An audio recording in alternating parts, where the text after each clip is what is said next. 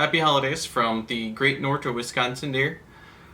We're gonna have a great time, and from here on out, I promise we won't have such a long episode. But in the first 4 minutes, I'm gonna put the recipe. I'm gonna actually try to make it an hour for Tavern Talks after this, not the mega episode. But I figured this is a good way to break the ice, as well as if you guys are nerdy and enjoy all the crazy topics we cover, this is a good episode to keep you busy on this holiday if you don't have somebody to spend it with. So, happy holidays, and today we're going to be making pumpkin pie moonshine. Let's make a drink. Get a big ass container. The big spices are 1 tablespoon of ground ginger, a tablespoon of cinnamon. The smaller spices, half tablespoon of nutmeg, and half tablespoon of cloves. You can also put 2 or 3 cloves in there if you have whole cloves. You want 1 can of pumpkin puree, that's 16 ounces. You want 2 cups of brown sugar, and then in the same pint glass, you can also put your 2 cups or 16 ounces of Everclear and whipped vodka. 2 cups, 16 ounces of each. And then a gallon of apple cider. Real simple. So you take those, you put them all in your big ass container, and then you just shake the hell out of it. And then you've got a heavenly drink. And you're going to want it usually cold. You can have it warm, but I prefer it cold. If you're doing it fresh for the party right then, it's not quite as good because the spices mull and mix overnight. But if you make it right away, make sure your apple cider is cold. And then it should be fine. But yeah, this makes about 1.5 gallons. I usually have a 2.5 gallon container. Hence the big ass containers. That's all it takes for moonshine. We're also going to make some other drinks. So bundle up, hunker down, grab a drink, and enjoy the ride. We're recording, so everything from here on out is blackmail. Haha!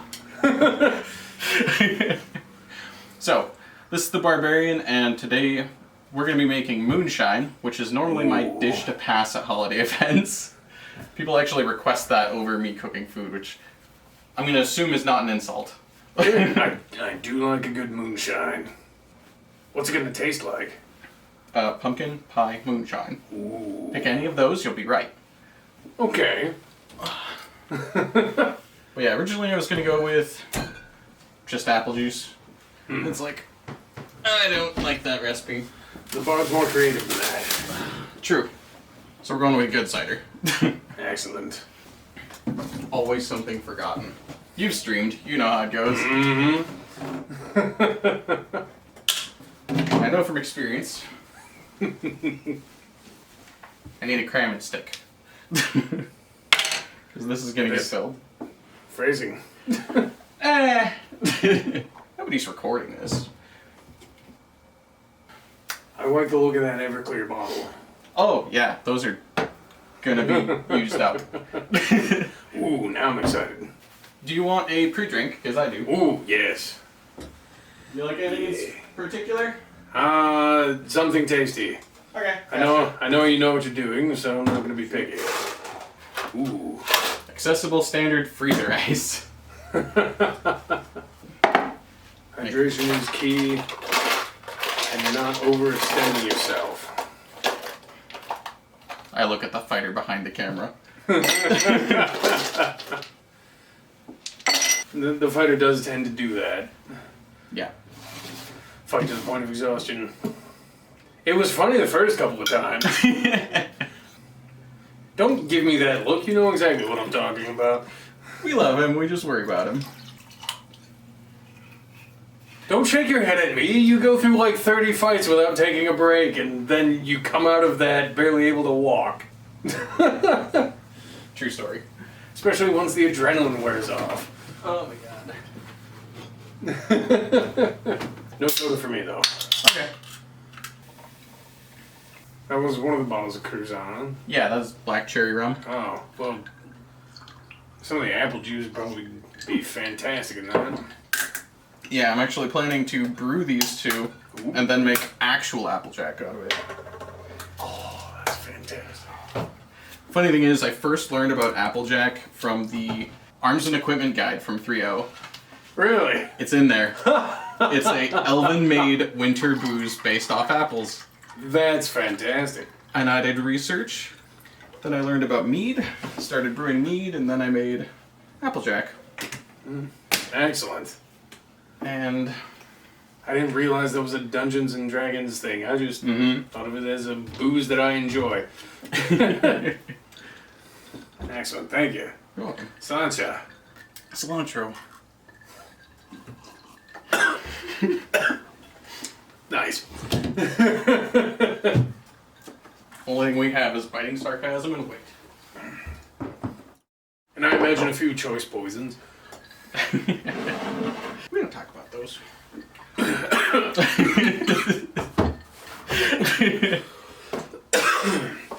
I do have a high constitution score.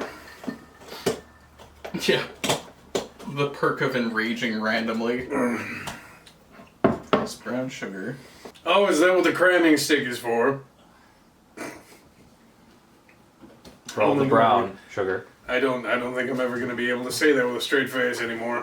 What? No comment? This is dangerously tasty. You're welcome. It's a bad habit of mine. Right? This is why I bartend.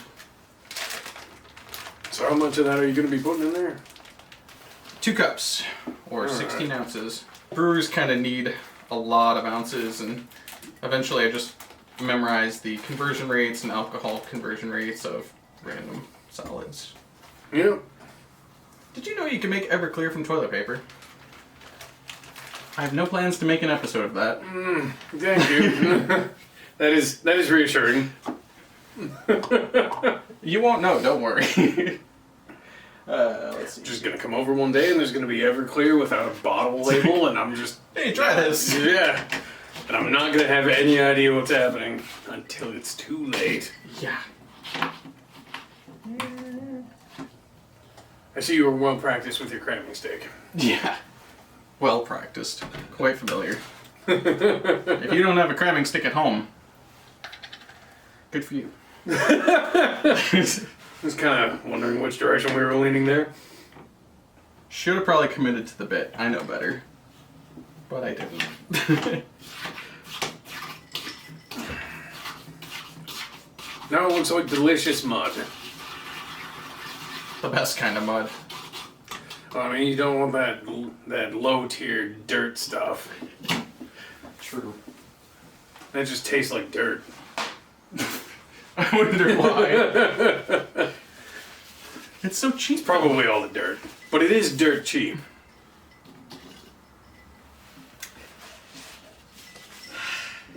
I can see the fighter cringing. I can do this all day. It's okay. That's what we're here for.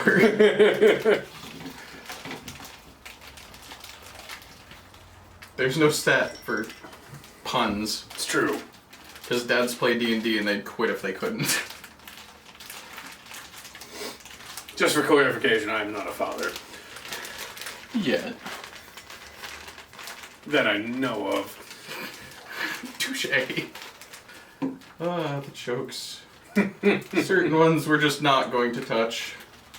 That moment you were asked if you were a father because of the amount of puns you threw out. Yeah, tell me about that time I almost said your real name, Fighter.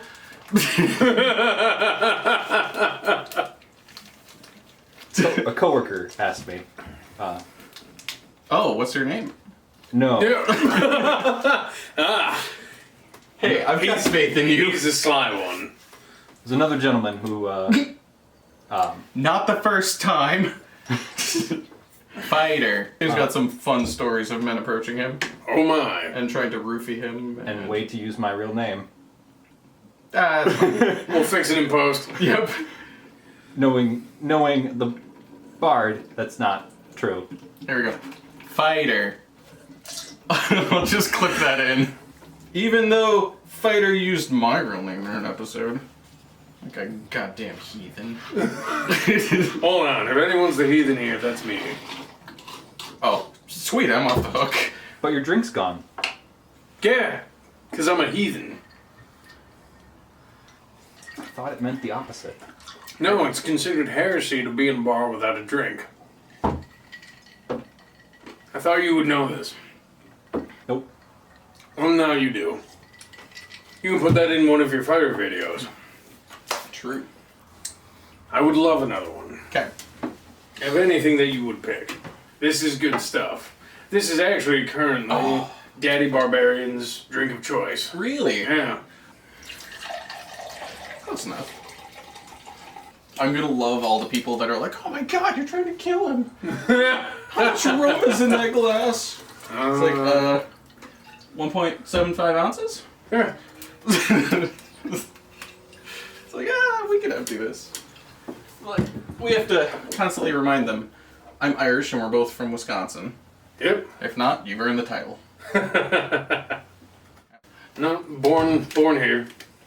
You grew up in a big town or small town, though? I could ask that. Throughout my childhood, I moved like 5 or 6 times. I even spent a stint living in a hotel. Those were fun. Yeah. Were you about to swap caps and then realize that was a little small? What? The fighter regrets the two of us meeting. No regrets, only joy.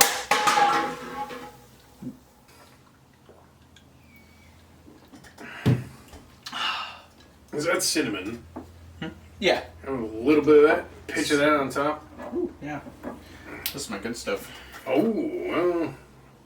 I actually There we go. like to cook, so the stuff that I have, you can smell it, is a mix of Spanish and That's delicious. Puerto Rican cinnamon? I forget. But since I like to cook, and I've learned there's a big difference between good and bad ingredients. That there is, in both cooking and booze. Yeah. I just go ahead and get... If you want to be a sadist, get your friend some Fleischmann's to mix with anything they want. Because if it comes in plastic, that's how you know it's going to be hilarious. Yeah. How many friends do you have? It's one of those things that you do to somebody that you want to send them a message, but not be too blunt about it. You killed off my character last game. Here's some Flashmans. It's like, oh, don't jam for that guy. Yeah. The other thing that I've, along the same vein that I've done for people is serve them Sailor Jerry straight. Oh, yeah, okay. I was like, And don't you give me that look. They deserved it. Oh, I thought you did it to him. No, he hasn't earned that yet. Fighter probably won't earn that because anything he does to annoy me, he does out of the goodness of his heart instead of malice. Yeah. We have special tricks for those people. Oh my god, it smells so good. It's got like a sweetness. Oh, Spanish cinnamon and... Where's the other place? I can't remember. But either way, Spanish cinnamon is different from the cinnamon that we have. Right. Might have said this before. But it's softer bark, so it actually is brittle like birch paper. Okay. It's really cool. And it becomes a finer powder. Mm-hmm. Excellent. But yeah, it's got a milder flavor, which is probably why the harder stuff is what we have, because it's got a stronger flavor, goes further, capitalism, yada yada. That's not what this video is about. We could go on for a couple hours about that, but that's not what this video is about. Now introducing Barbarians Podcast. First episode, capitalism. Capitalism. Why and why not? I'm a little bit curious as to what the Wollersheim winery has sent you. Oh, nothing. I grabbed that from my grocery store. Oh, okay. I've got a wine bottle box over here. You can't see it, but it's a rather impressive collection. And no, Wollersheim are not a sponsor of this video. Yet. Wollersheim! You don't know who I am. But we know who you are. my sister's ex used to be one of your small town boys who worked at your place, so you should hit me up. We're practically family. That made sense. I'll cut it in post. I'm trying, Mom. Are you proud of me now, Dad? I did mention I'm Irish. Are you proud of me now, Father? Oh yeah, fair play. Good day for the parish. Once I'm done with this, we'll all get right knackered. Oh. Look at the tipping one back. Yeah. Oh my god. I'm serious. This is actually my dish to pass at most parties. And it's requested. I don't get a choice. It's like, damn it. Fair enough. But it is... Fair play to you, sir. Yeah, fair play. Oh god. Once I start drinking and I get stuck on an accent. Okay. So, funny story about that.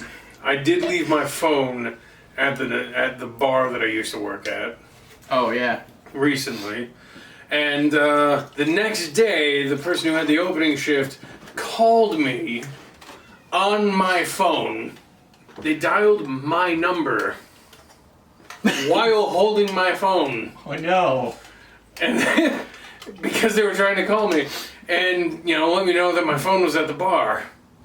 And I was like, they told me about their story and I just stood there looking at them like, when did you realize what you were doing? Yeah. It's like, why did you admit to that? You got off scot-free. I didn't have to know. Right? Like, I wouldn't have known any better. But they have a good sense of humor, so. Oh, that's good. They were like, oh, you'll find this hilarious. Let me tell you a story. I'm done with the cramming stick. So what have you gotten there so far? So I've got cinnamon, nutmeg, cloves, standard pumpkin spice. Yep. Then a 16-ounce can of pumpkin pie, or pumpkin... Filling, whatever. Yeah, it's straight pumpkin with nothing added to it. That's the important thing. And then I've got a gallon of apple cider. Get good cider, because this is a big ingredient. Again, there's a big difference between good ingredients and poor ingredients. Any chef, brewer, or bartender will tell you ingredients quality matters. Yep. Well, anyone with their stock. I believe the bard is all three. Yeah. Yeah. Part of why he's the bard. Yeah. Someone joked about that once, and I'm like, you don't even know. The other part is he's a funny man. Hey, I clean up well. I don't look that funny at the moment. He's got good jokes. Ginger. Ah, yes. I knew I forgot something. The only soulless ingredient. Yeah. Oh, man. Oh. Smells so good. I've got... No, it's sponsored. Belfast ginger beer in here. Ooh. It's like super carbonated, but also super gingery, like spicy as hell kind of stuff. Get at us, Belfast. Yeah, no shit. I'd be all for that. I know plenty of drinks that use you. But there's gonna be phrasing jokes everywhere throughout this video. That's okay. Those are great. Oh, I was making coffee episodes with Sorceress. And it's like, she went through the effort, she looked fucking great, and like, we were just rolling. The first one was rough, which is the only one published because the rest of them corrupted. Thanks, Glitch. And like the other two, we got rolling. She was dropping D&D jokes, she was dropping Dark Cthulhu jokes, like, we were just fucking hammering it. It was so much fun. Impressive. And holy shit, I think that's when we made the Irish breakfast first, and then we made something else, and they were just fucking great. One was like a creamy coffee drink, the other was just an Irish breakfast, which... It's coffee, whiskey, and a lot more whiskey. Yep. One of my favorite drinks is an Irish breakfast sans coffee. Oh, so just whiskey. Another round? Thank you, sir. Sancha. The nacho.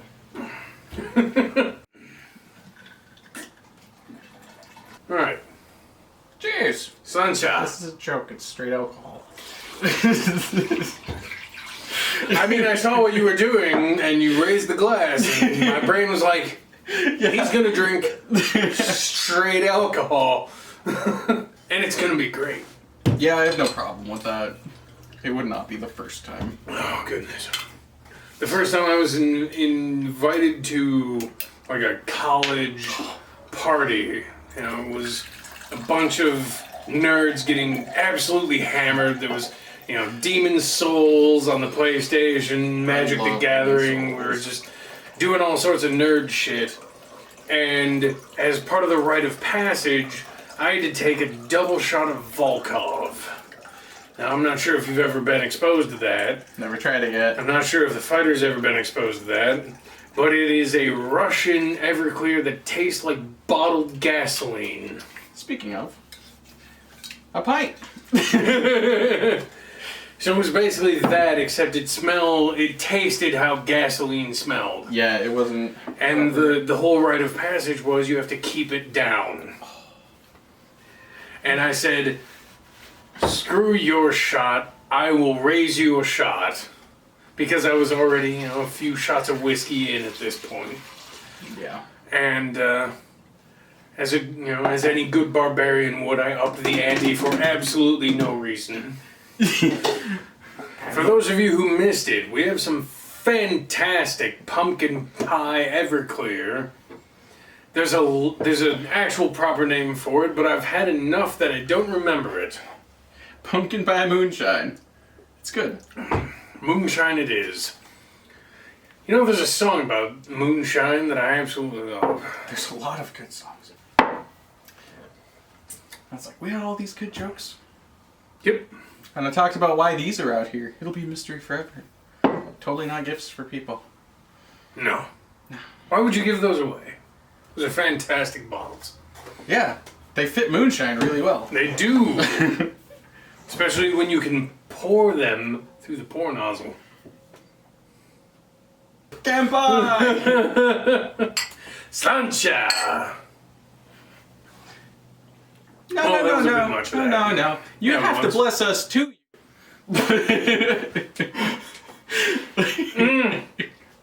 Salud.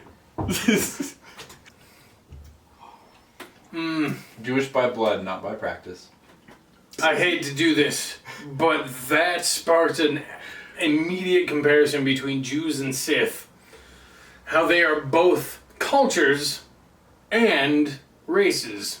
Oh, I didn't know there were also races. Yep.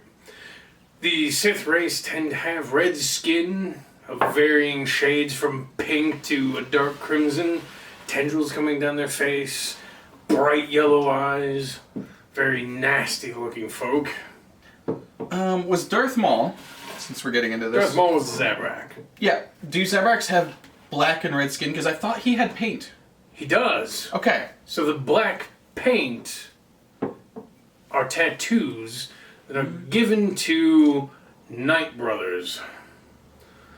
This Darth Maul was originally intended to be part of the Coven of Dathomir, serving as a Knight Brother under the Knight Sisters. However, he had a brother who was already a Knight Brother, and following Dathomirian Zabraki tradition, he was not allowed to exist.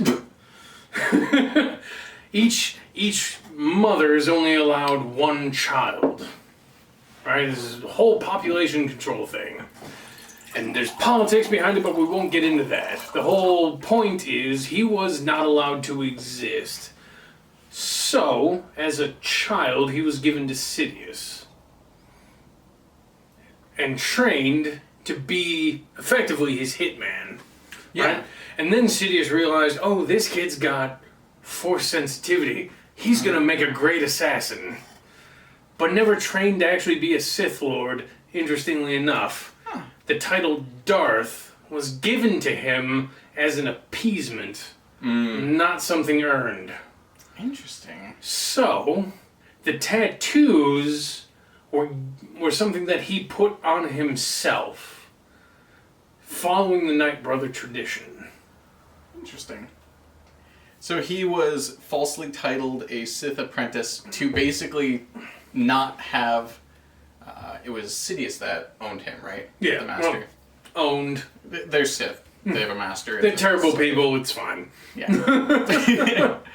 But yeah, Darth Sidious trained Maul. He also trained... But not fully trained, so that way he wouldn't be rule of one. Well, or rule of two. The issue was that Darth Maul, in the original canon, in the Before book, the movies? in the Darth Plagueis book, and it's sort of alluded to in Phantom Menace, was never really strong enough in the Force to be a full Sith Lord.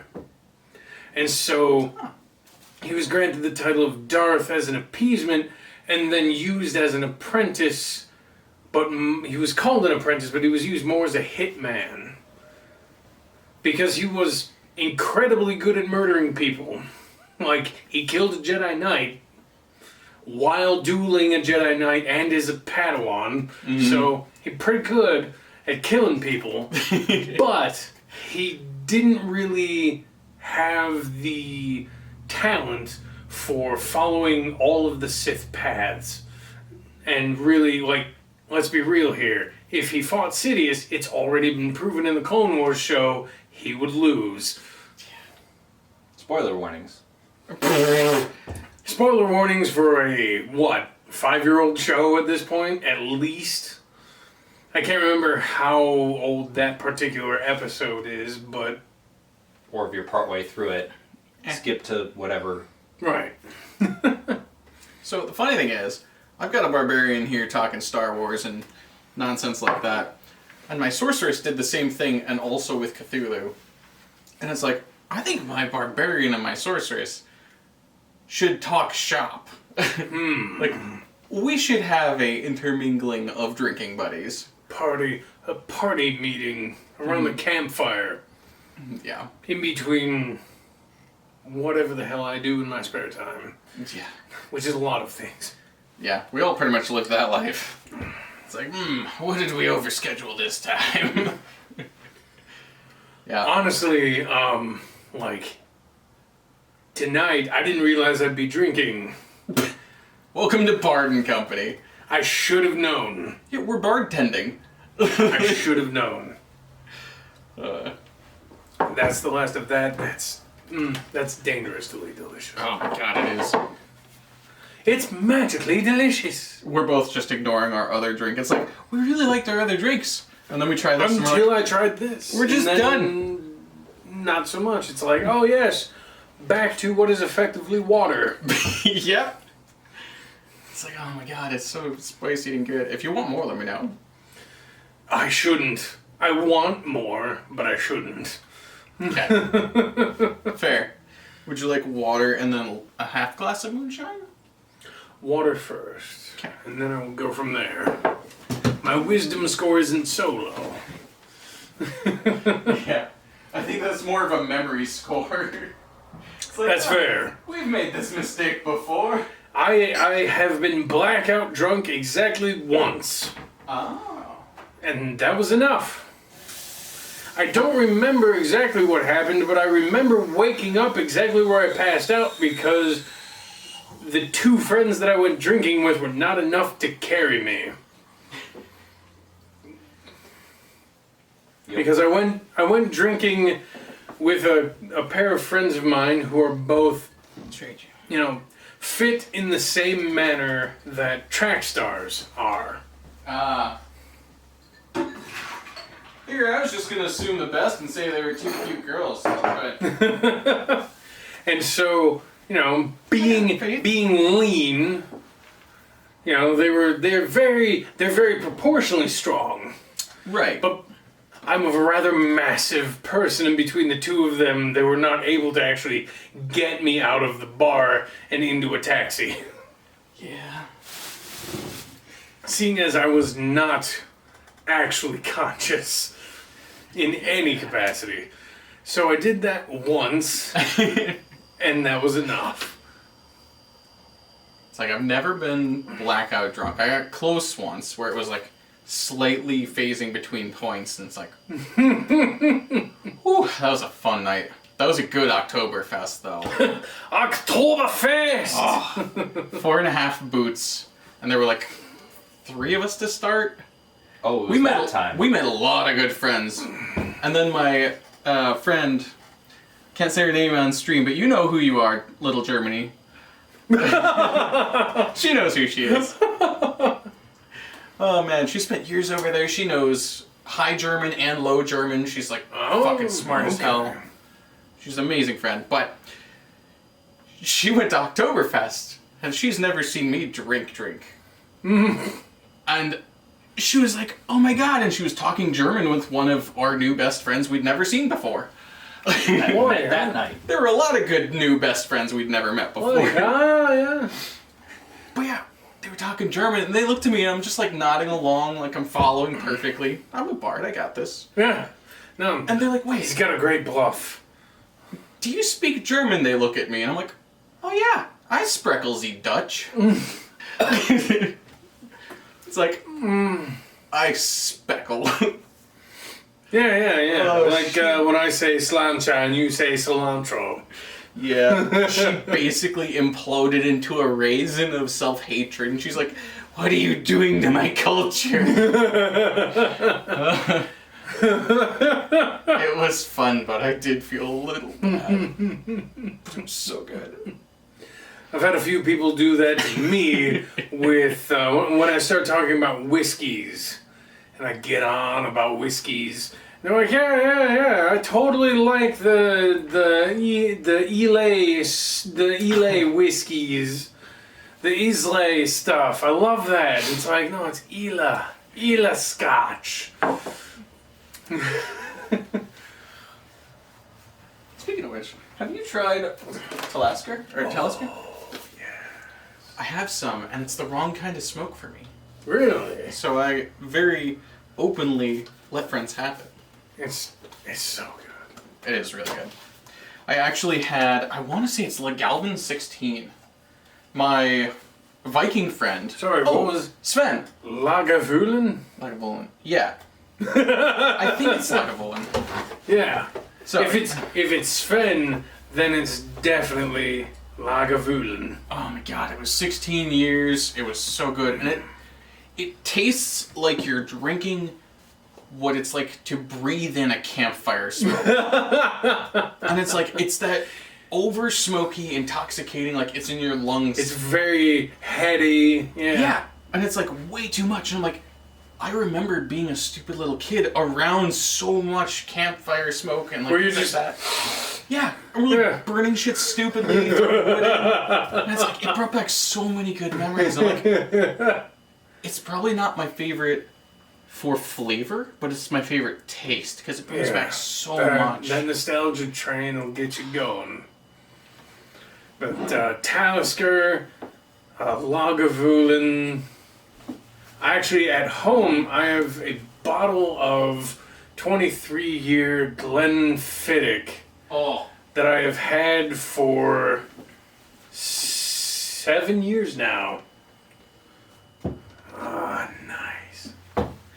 So I have had my bottle of 23-year Glenfiddich for 7 years now. So technically, all of that whiskey is 30 years old, Oh, yeah. at least.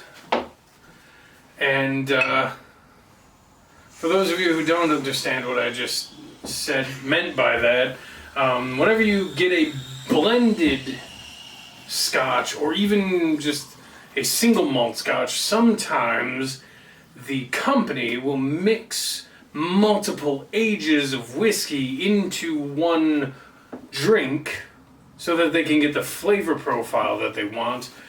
And so when you get, say, a Glenfiddich 12-year or 23-year or whatever, that means that the youngest whiskey in that bottle is 23 years old. Yeah. It's really cool because that way they can extend their product and make it more That's a perfect contrast to the pumpkin spice. You're right, I didn't think about that. Because this is the pumpkin spice is very creamy in texture and spicy in flavor and very heavy on the nose and the body, and this is very heavy on the feel and the burn on the back of the throat, and so it's a very, very satisfying contrast. So I would say take a sip of this. I think I've got a little bit. Yep. You know, I have concerns about my background because And then take a sip of this. I perfectly pour ounces. Half ounces, ounces, Well, that's ounce and a nothing half. to be concerned about. It just means No, you're I mean, where did I pick that up? by doing this. Yeah, probably. I measured a lot in the beginning until I got good. And it's like, that's how I learn measurements. But it's like... Is this still water? Yes. Yes. I keep filling that one up. Good man. He's a good bartender. I try. To anyone who can't see this, it is the Ocarina of Time, not frickin' Skyrim Zelda.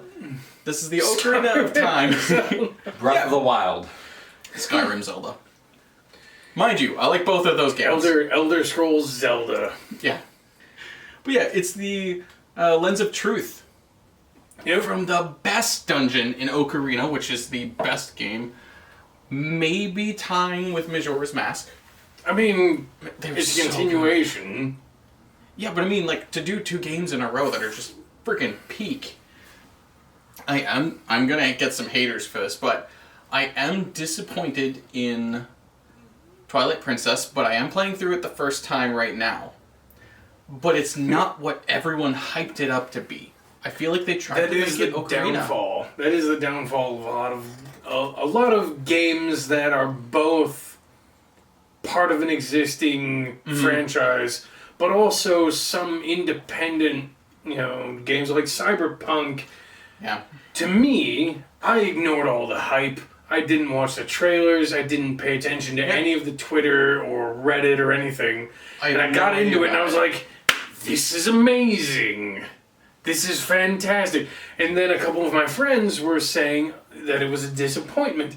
And I asked them, how much of the hype did you pay attention to? And they were like, well, I followed all the posts on Twitter and Reddit and Facebook and blah, blah, blah. I watched all the trailers. I'm like, okay, so when you watch the hype, your expectations go up and up and up and up. To a toxic level. To a point where you could not possibly get the game you are expecting. Right. And then when you get the game, It's not a godsend that changes your life. Yeah. Yeah. It isn't a life-changing experience, and you are disappointed.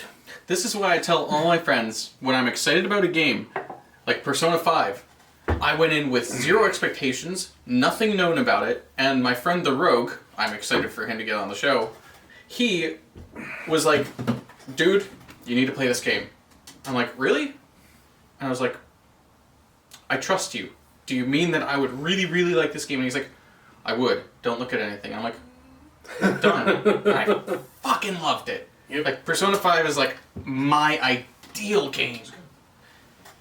It's like contrasting, it's like rogues who are in modern society stealing stuff, but they're overt, but like really stylish and like contrasting. Speaking of rogues and stealing shit, I have some big plans for the Star Wars game that I'm running, and you're gonna love all of them. I was like, speaking of thieves, ruffians, and assholes. No, this is the fighter. He's not a thief, ruffian, or asshole Yet. yet. We're not gonna train him. He's I'm a so ruffian and innocent. an asshole. He's a thief. I've never been You caught. You steal the hearts of women. Don't you dare deny it. Look at those blushing cheeks. I'm not blushing, I'm gloating. Without words. It's like, I'm not gonna lie. That's like my downfall. It's like, I won't lie. I'll make jokes, but... You have caught me, sir. I'm in a corner. Actually, no, there's a way you can leave right over there. And that is Everything here is square or rectangle. That is the quintessential part of the fighter's attitude. He likes to make jokes by taking things literally. You're like, what is it, Drac? From... Yeah, Drax. Drax. Guardian of the Galaxy. Nothing will go over my head. My fantastic reflexes. I will catch it. Oh, I love that race. That was such good writing choice. And Dave Bautista was probably the perfect pick for that role. He's a big, muscle-bound man who has a very deadpan voice. Yeah, he delivered it really well. Something I learned about... Cheers. Yeah.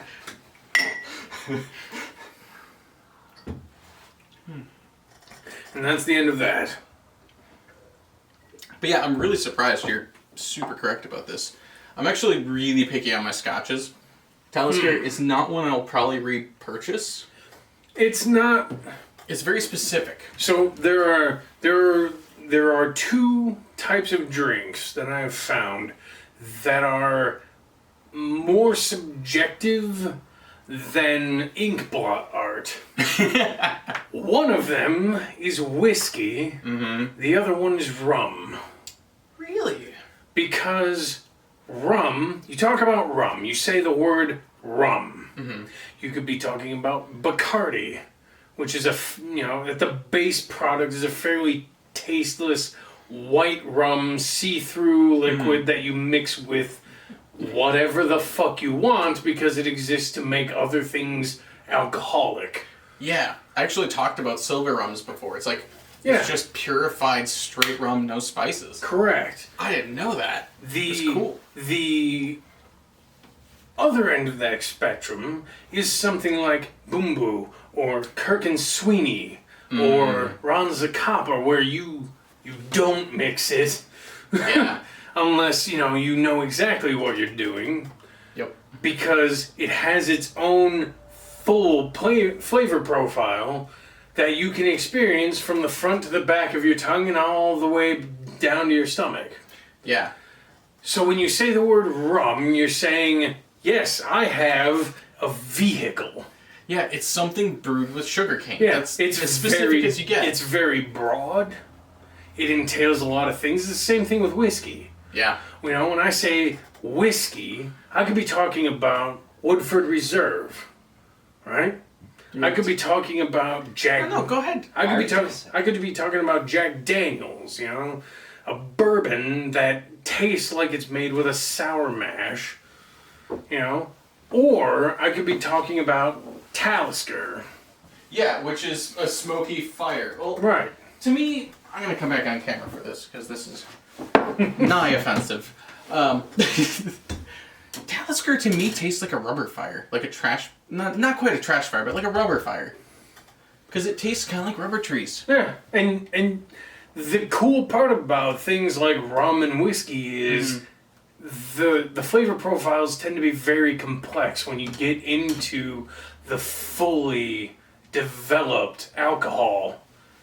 And so you're not wrong, because your brain is associating what this tastes like with a rubber fire. Yeah.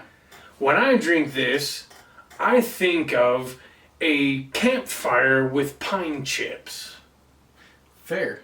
I grew up near a pine forest, so I'm extremely familiar with pine. Right, and so there will be commonalities. Yeah. But it won't be consistently the exact same thing. Yeah. Whereas, there's a couple chemicals in here which are similar to rubber. Simpler things like Coors Light, Budweiser, or even other things like Guinness, right? When I talk about Guinness with people, most of the time they say it tastes like one of two things, coffee or dirt. Oh, I was going to say chocolate. Well, some people tell me about chocolate, but it's one of those things where it's like they either hate it or they love it, right? Yeah. And so there's not the rainbow of experiences that you get with things like whiskey or rum, right? Because I can talk all day about all the different varieties and technical terms of whiskey or rum. Actually, I can't do it with rum because it's still sort of the wild, wild west of alcohol. But with whiskey, you've got whiskey. branches off into things like Scotch, bourbon, Yeah. Irish whiskey, Japanese whiskey, all the way out to, the weird, like, grappa Italian-ish whiskey. I'm sorry, Italian whiskey-ish drink. It's definitely Italian. It's sort of whiskey. Yeah. But there are all these different things that fall under the broad term of whiskey. Yeah, whiskey is one of the really abused terms, to be quite honest. Kampai! Kombucha? Oh, yeah. What do you... I was drinking water. Oh, yeah, I was mid-filling this. Oh, wait. There was a good story! Yeah. Bards live for stories! Barbarians have many stories. There is bard Many and barbarian. exploits. Stories of exploits, stories of conquests, stories of Regrets. good drinks, stories of regrets. Speaking of, do you want to look into that and tell the people where they can find you? Yeah, bro, Shiggles, tell us. Alright, I've been called out. Twitch.tv/broshiggles. BROSHIGGLES. It'll be right there. Broshiggles the Barbarian. I fucking love Bro Shiggles. That's such a good name. You can thank. Oh, yeah, we were You can actually thank one of my streamer friends for that one. You know who you are. Uh-oh. Man, you were, like, I'm very surprised how right you are. Because I'm very picky with my scotches, and like I said, this one, like, it's reminiscent of rubber. I don't know why. Like, it's probably my experience with aged, it's aged rubber. Yep. Aged rubber from a junkyard. I don't know why, but that's my experience with tires in childhood. Yeah. Oh, it's a playground. I remember now. It was at the... Memories. Through alcoholism. The campground. Campground, yes. It was the campground. And now we make the statement of Bard & Company does not support the abuse of alcohol or any other substances. Alcoholism is not a good thing. Right. I actually have planned a few episodes on like 6 or 7 drinks of non-alcoholic drinks. Ooh. Including... That sounds awesome. Gilly Water was actually at my Halloween event. Huh. Because it was Slytherin based. And so I made Gilly Water, which had cucumbers in it, so it was extra hydrating. Excellent. Excellent. And it's like, oh, it's so good. But yeah, I talked to a recovering alcoholic, actually. Really cool guy. I gotta get in contact with him again. And he was talking to me all about, like, the sass and, like, how you need to behave, and if your bartender doesn't defend you as a non-drinker in a bar, fuck that place. Get a new place. Yep. Because Absolutely. any bartender who is good or worth their salt. Yeah. Like, if they deserve your respect, they will usually be the kind of person who's like, what do you drink? I'm sorry, I'm not going to force you to drink alcohol. And he actually knew some bartenders who were like, okay, we'll run next door and get this for you. And he's like, no, I'm sorry. And it's like, no, we want you. This is what we do. Yeah, and it's Yep. That is why the bar that I worked at recently, we would constantly keep up on stock of things like apple juice, orange juice, cranberry, all pineapple juice, all sorts of non-alcoholic stuff. And if you were a DD for somebody who was drinking, you didn't get charged for your sodas or your, or anything like that. Wasn't like, oh yes, I'd like, this very specific juice mixture. We'll charge you like $1.50 for that. But it was one of those things where it's like, we care more about the safety and the health of the people who are coming to drink, our patrons, than we care about the bottom line. Yeah.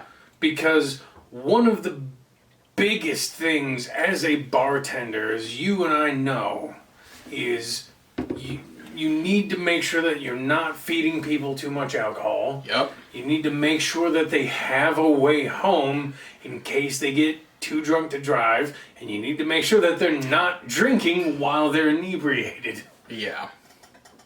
And it's like, we're very familiar with him.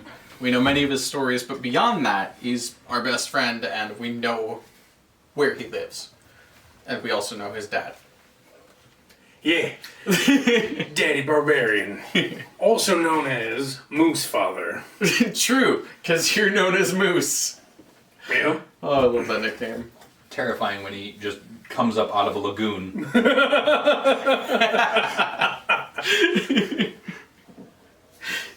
The barbarian just emerges.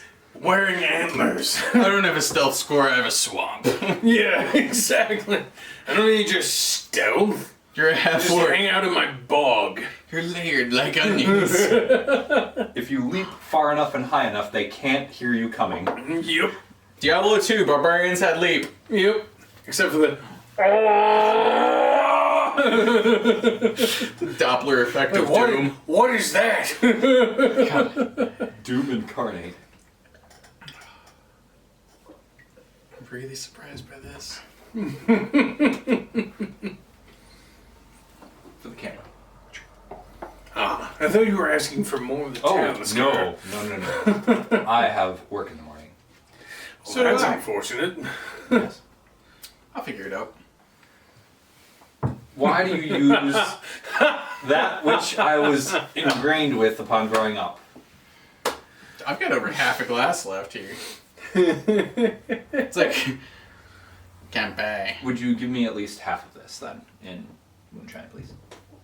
Sure. That's an interesting choice. I don't argue fighter logic. That's how you get hit. Yeah. He's on my team. Let's keep it that way. Granted, you hit that too much limit, and then you get beyond friendship.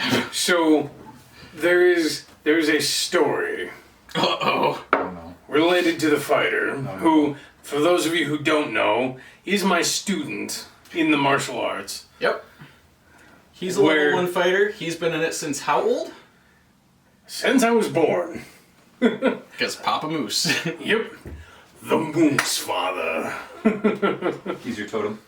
He's my spirit animal, yeah. So there was a story where I was hanging out in the back of a North Shield court with my father, Sir... I need to remember his name because I know it. This is again in SCA Society where fighters training people. Yep. So go check out his videos. Plug. So it was. I was hanging out with my father. I was hanging out with the just former King of North Shield, who would then become the King of North Shield again, and the next crown tourney, and there's a knight who I was also hanging out with, who I often confused with one of my father's former squires because they go by the same SCA name, and I cannot for the life of me get the name off of my tongue. But anyway, so I was hanging out with these people, and the previous king turns to me and he says, "So I hear you have this student who has been learning longsword and almost nothing else." And he says, "You do realize that he stepped into a tournament recently with a bunch of fighters that were mainly fighting two-stick and sword and shield. Two-stick, for those of you who don't know, means that you are wielding two swords in the SCA. And he says to me, I want you to understand that this was a detriment to him because the longsword is often considered to be, considered to have a difficult time with sword and board and two-stick. Okay, with that said, I want you to know that he killed a lot of people in that tournament that I didn't expect him to beat, and I don't know who he is or where he came from."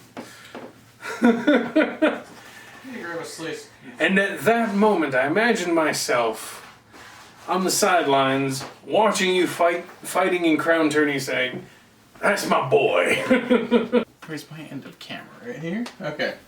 I've learned it's very uncouth to eat on camera. Well, unless you're doing mukbang. Yeah. Then it's expected. So I don't know what mukbang is, but that's okay. Korean, don't worry. Do you know what ASMR is? I have experienced It's got the ASMR. same It's the amount of letters same- as BDSM. Take a hint. So it's, and I'm going to sound incredibly insensitive when I say this, but it's approximately the same thing, but instead of like people doing like weird they're just eating. And they're doing so in a very loud manner. I'm uncomfortable. As you should be. You're so innocent, I love it. Part of why we keep him around. Someday I will be wise. No. You'll always be our fighter.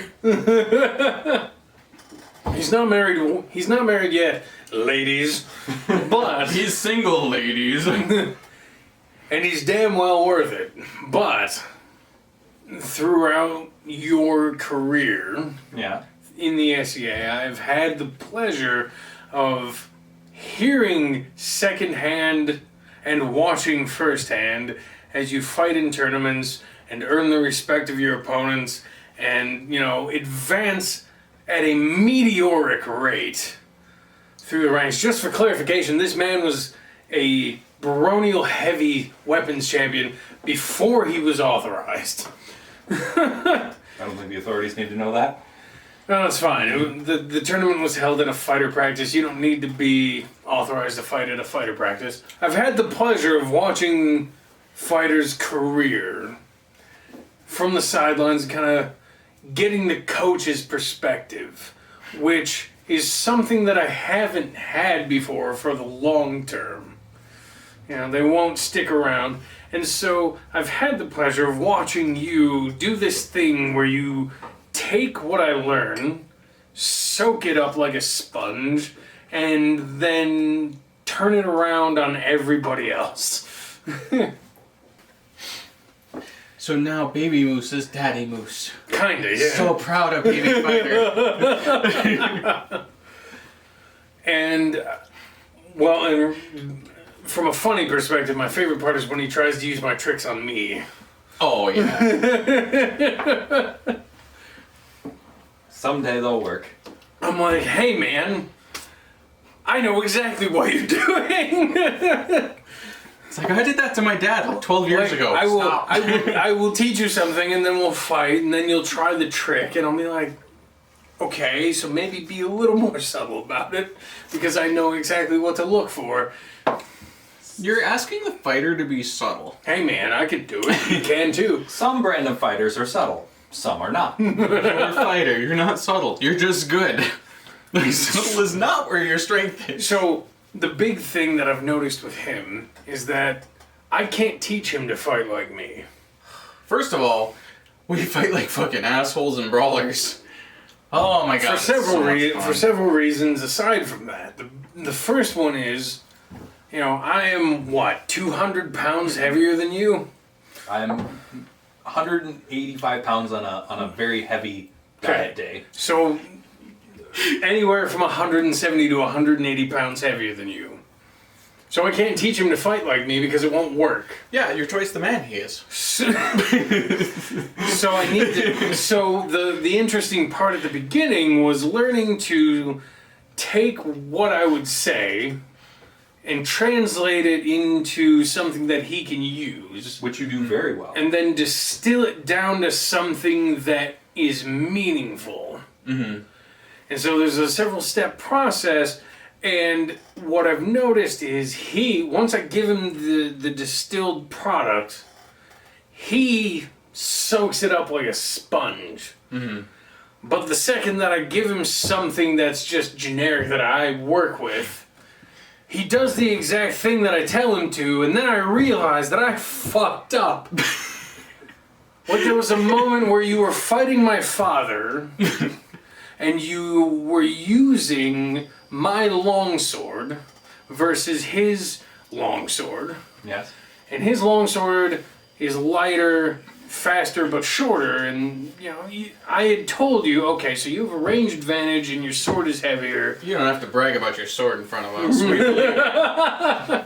And I said, you've got more to work with there, so you should use your range and then use the weight of the stick, when you're sundering, right?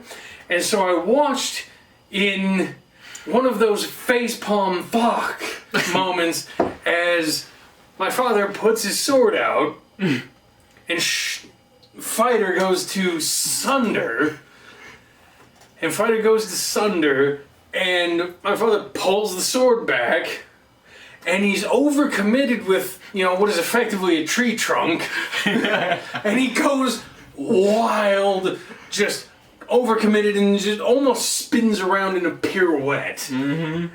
And my father goes, "Oh, that's adorable." Smack! I'm like, "Oh, that's something I told him to do." Oh no! I forgot. And so there have been a few of those moments that, in retrospect, are fucking hilarious. But in the moment, I realize that I've made a mistake. Yeah. Can I try something real quick? Yeah. You can try it too, and be the guinea pig. So, a little bit of that, Okay. Are you gonna? and a little bit of that. Ooh. That actually does sound really good. Anyways, I can tell from a shake you need that much. Yep. It's like, I don't know how I work. I am just a magical fucking bartender. Welcome to being a bard. He's a wizard of the booze variety. I wish. I'm not that studious. Like, I learn a lot when I study. Oh yeah, you're right. You'd be the sorcerer. Which is why I'm a bard, because it's charisma based. Yep. And I have all the actual real There you go. useful world trades. Oh boy. I want some too, you whore. You take first.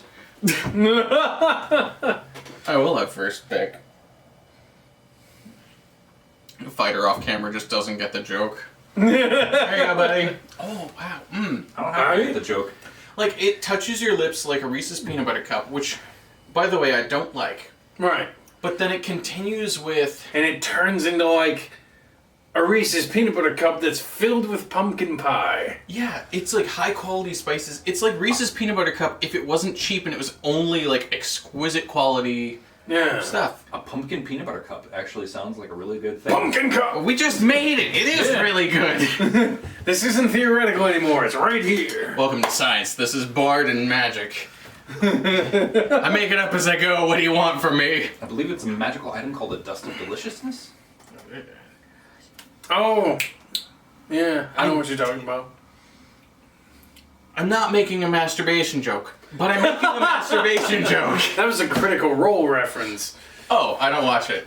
That's fine. I watched the little animatics that they make that are like 4 or 5 minutes long, where it's like particular little snippets of the show. Yeah, Because some of them are adorable. I have complete respect for that crew, but I refuse to watch Matt any Mercer Critical is Role. a fan-fucking-tastic GM. Yes, he's an amazing storyteller. I know that, but I will not watch the show because when I roll, or when I run as a GM, I do not want anyone to ever credit somebody else for my work. Because if I pull some random shit, because Mercer and I run the same way. Like, we do improv and we know comedy and we're like based in theater. And so the way we run is very similar. It's actually Tolkien based. And so because of his writing style, we learned a certain way from actually reading books. Yeah. And like we studied like all the things behind it. And I can't give my credit to him. Love him to death. He's earned a lot of fucking respect. I love that guy. He's so charming.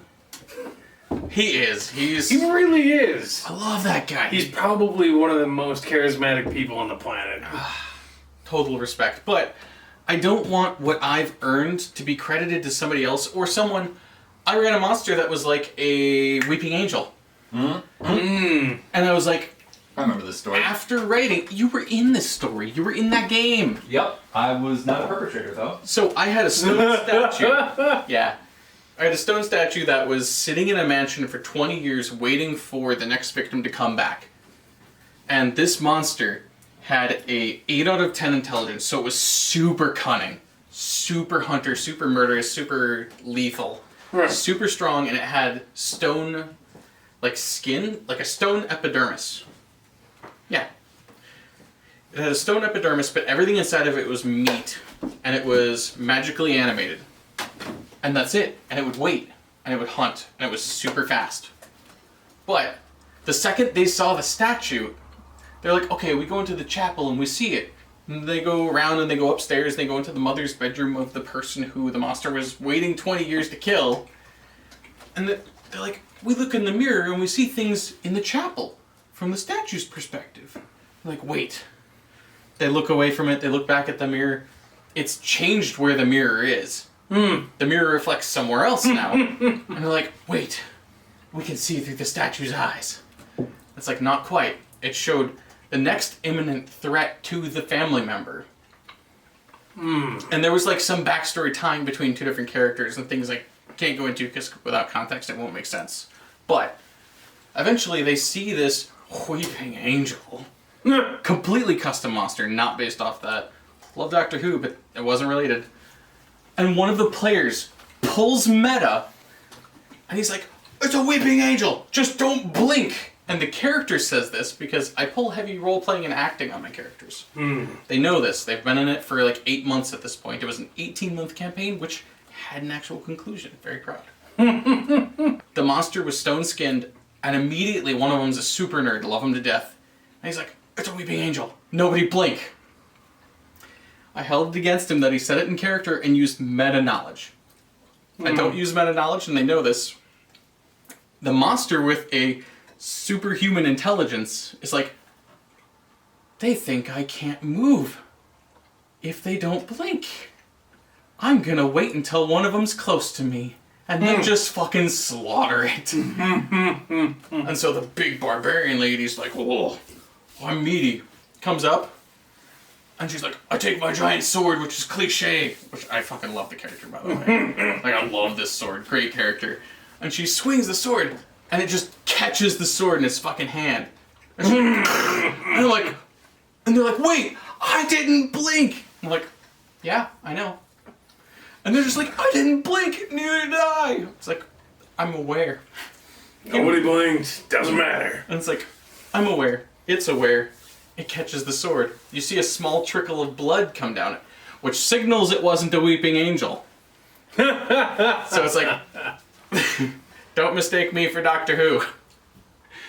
And it's like, oh my god, it was such a good session. There is something that I hold kind of secret, but with you here, it's obviously going to get out and everyone watching.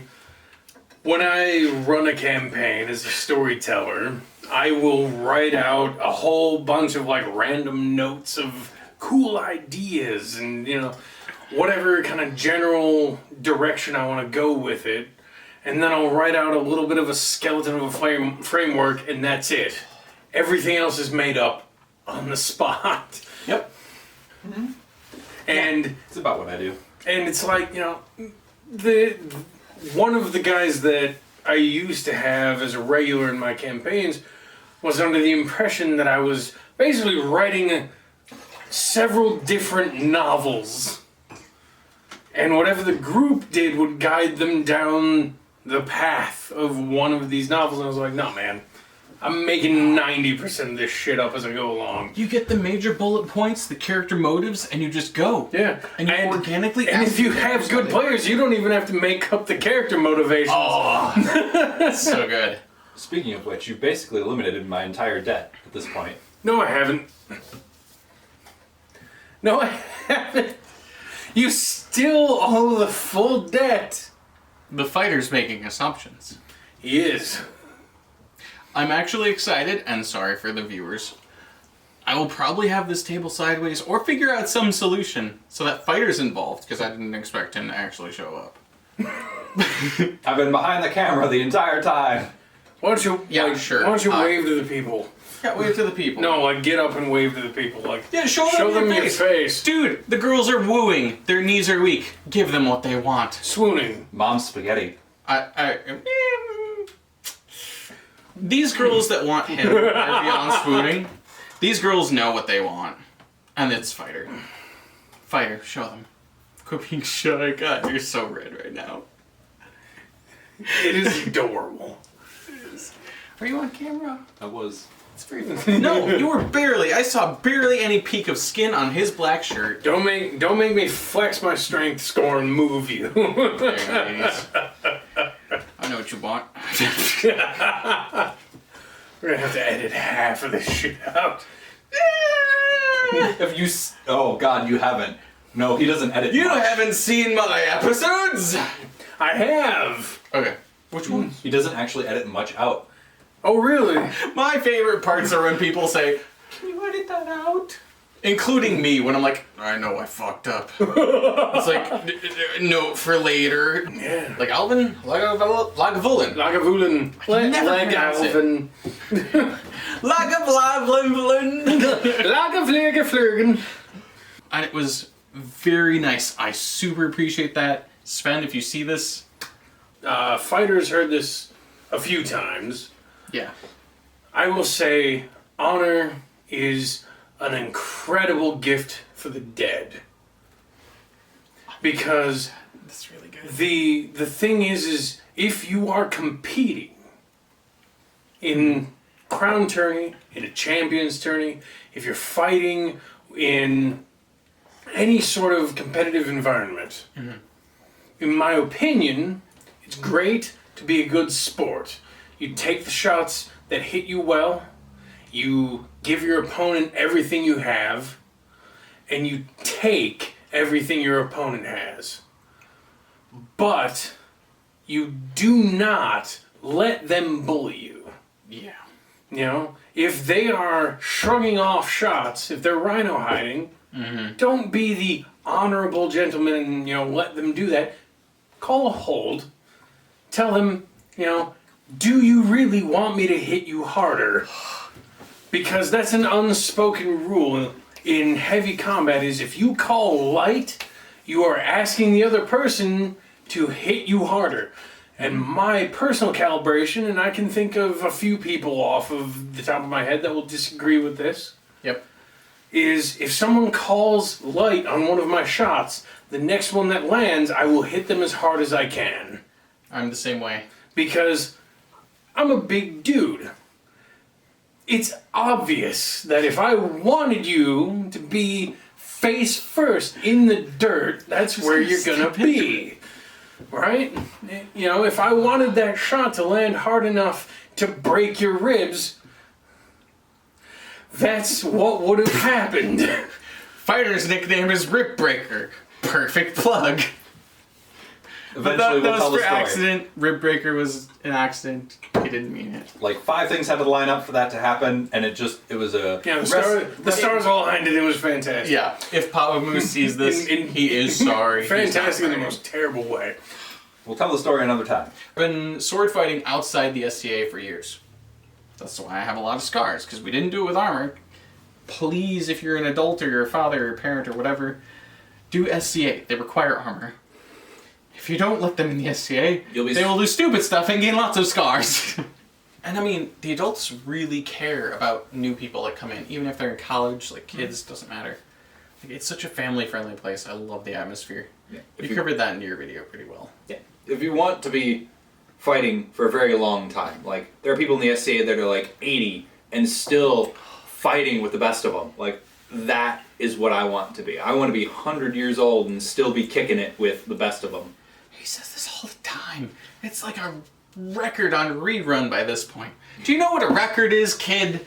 It's the thing that goes around. I do, and it's got a little needle and everything.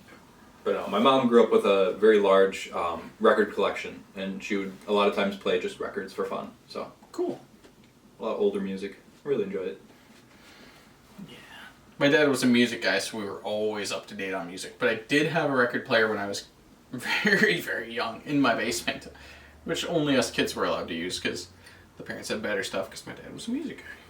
My parents still have a record player. My mom still has her record collection. Nice. It's wonderful. What does she listen to during the holidays? Pop quiz. She actually listens to a CD, not a record. I asked record specifically, but I will accept a CD. Okay. The CD specifically, I don't remember the name. I know I've looked it up before because every time around Christmas, living away from home, I want to remember, I want to, visit memory lane. And He's I looked such it a up. sweetheart.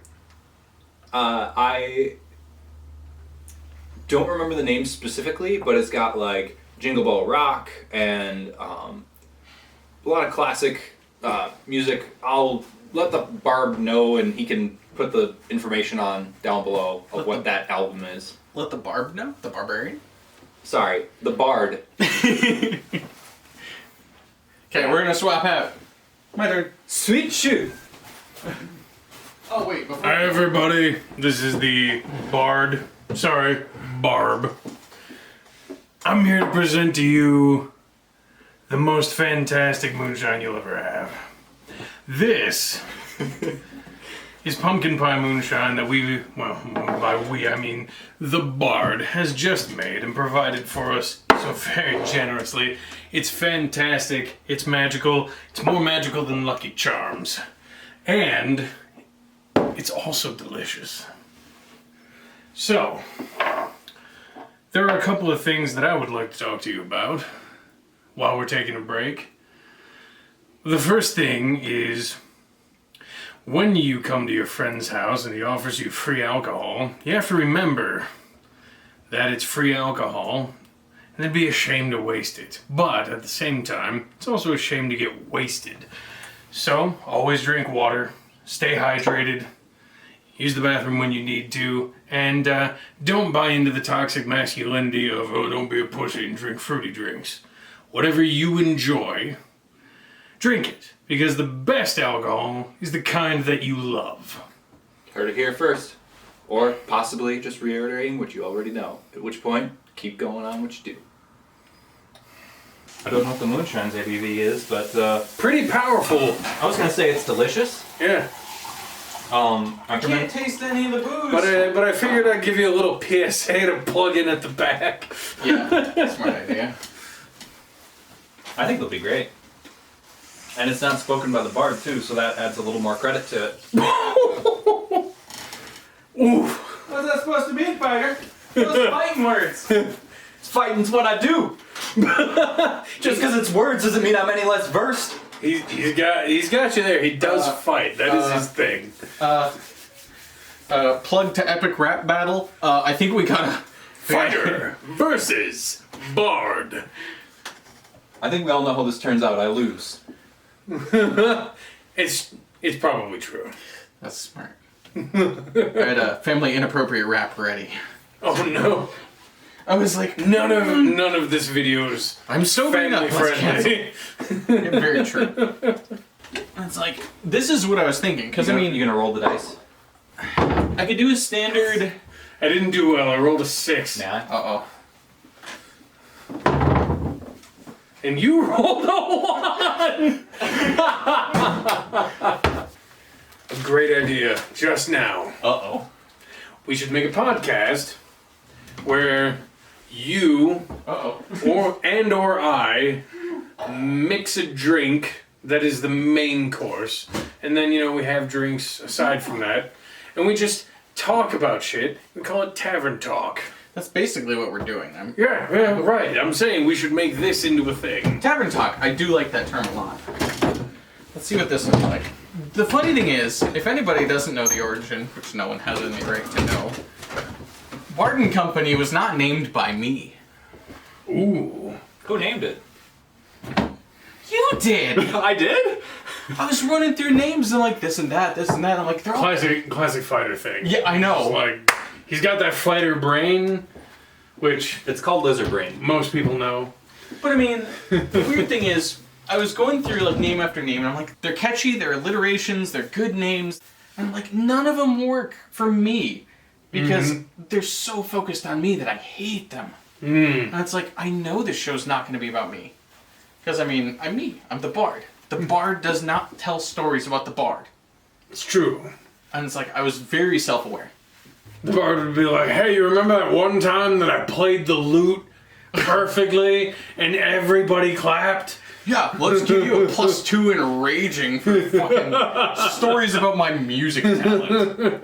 How flat is that? I've always thought it would be interesting to use a spell like Vicious Mockery to throw a barbarian into a rage. Oh my god, that'd be hilarious. Like, oh yes, I remember the time that I slept with your mother. She's not my best conquest, but certainly up there. And, I have been thinking of revisiting her. Do you know, I've never heard yes said in Orcish so eloquently. Oh man. But yeah, it's like the fighter picked Bard and Company. Whether he remembers it or not. Yeah. But he picked it, and I found it so jarring to what I wanted and what everyone expects. I was like, yeah, the Bard does gather everybody, the Bard does all the legwork, the Bard finds the quests for everyone else to do. And he has the company. Right. But the thing is, And the Bard barbarian and company, drinks. the fact that Bard is the only name in the thing, and it's just Bard and other people, I found it so hilarious. Cause you're not going to name it Bard and Barbarian and Fighter and Sorceress and Rogue and however other many people you have. But those are the people that are important. They actually do the legwork. The Bard just keeps reminding them of their strengths and their abilities. And I didn't do any legwork. I showed up and drank booze and talked shit. I don't have your Star Wars knowledge. That's fair. So, to be fair, that as well as your jump to whiskey knowledge and things like that, and your education and experience as a bartender, like they were all very good in working with me, and now you have +2. You're welcome. Oh yes. Also as a coach. That's what that buff feels like. Yeah. Welcome. Now you know what a bard is like. But Bardic inspiration. It's fantastic. that's why Bard and Company is such a joke to me, and I love it because he picked it because I know it's not about me. And it's like everything I do is for other people. That's like the only way to live. It really is. Rising tide raises all ships.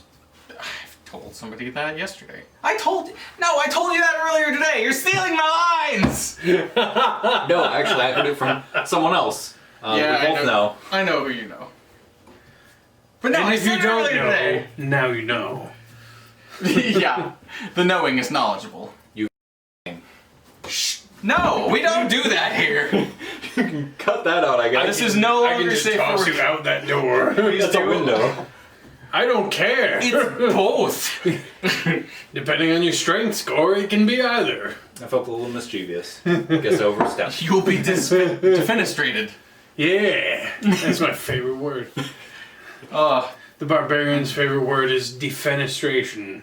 Yeah, I had a good GM who, old friend of mine, he had a wizard whose familiar bird, I think it was a raven, I'm sorry, I can't remember. He named his One of those familiar corvids. Defenestrate. And the bird always found a way to a window. It's like, damn it. It's really funny, but this is just supposed to be a serious game. That's hilarious. One of the I have always enjoyed a little bit of humor in my serious games. Yeah. Mm-hmm. That's why he keeps getting invited. Him? Yeah. Do explain how that ends up happening. He's the What do you mean? You're funny. He's the charming comedian. Not relief. intentionally sometimes. Oh my Most God. times, almost all the time. I try not to be funny, and it ends up being funny every time. Yep. You're so And innocent. part of the reason why it's funny is because he tries so hard not to be funny. Oh my god, you try so hard. Like in the Star Wars game that I'm running for the Fantasy Flight system, he unintentionally made himself Han Solo. Anima! That's why I know Fantasy Flight. Sorry. Yeah, Anima's my favorite system. it's fantastic. Fucking You love played it. an anima. I have, and I've run a game in Anima. I've introduced everyone to that because it's my favorite system, hands down. Sorry, Yeah. D&D. It's complex as fuck, by the No, way. it's not. It's not complex. It has 5 systems It's to one deep. game. Okay, it's got a lot of deep. systems to memorize, but if you have a good GM, they will give you all the numbers and just tell you roll a number, and they'll figure it out. Because that's what a GM is supposed to do. Rules don't make a story. This is why Matt Mercer is fucking legendary. Yep. Getting a little excited. I'm all for it. I'm here for it. So, he unintentionally made himself Han Solo. Yeah. I said that earlier before you got here. It was fantastic. So, this man is a scruffy-looking nerf herder. Because he started off a little differently than Han Solo. He decided to make himself a former, Rebel Alliance fighter pilot who also did, a bit of a medical, a bit of a stint as a field medic and, all this other stuff. But then he's like, okay, so then I got out of the military and I want a ship and I want to be able to have a career that involves a ship. And I'm probably gonna, do a little bit of illegal cargo runs. And this YT-1300 looks really cool because he couldn't see the picture, just the stat line. He was like, for the cost, this is a really great ship. I should get this ship. And all of this is falling into place in my mind. I'm like, yes. And I knew what was going to happen. And so he's like, all right, so I'm going to probably just have like a pistol as a sidearm. And, I'm going to wear like a trench coat and some, cargo pants, whatever. And I've got like other clothing, whatever. Right? Now, the thing that I knew that was important that he didn't know at this point, other than everything he had listed off, was that my other player was a Wookiee commando who also fought for the Republic. And so, the moment of realization came when he found the picture of the YT-1300. And he says, man, this looks a lot like the Millennium Falcon. And I said, yeah, because the Millennium Falcon was a YT-1300. Oh my god. And then everything clicked into place with me. He says, I'm Han Solo. Can you tell me that your light speed is overcharged and so is your pistol? Because that would be great. His ship has enhanced maneuverability and speed.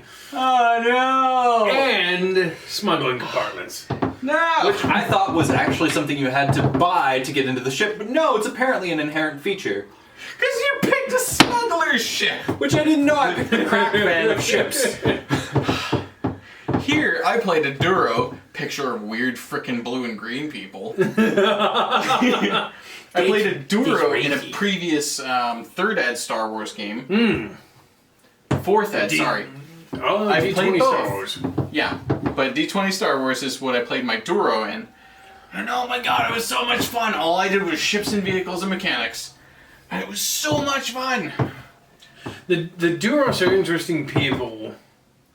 They get a lot of recognition for the fact that their face looks like that of a tarantula.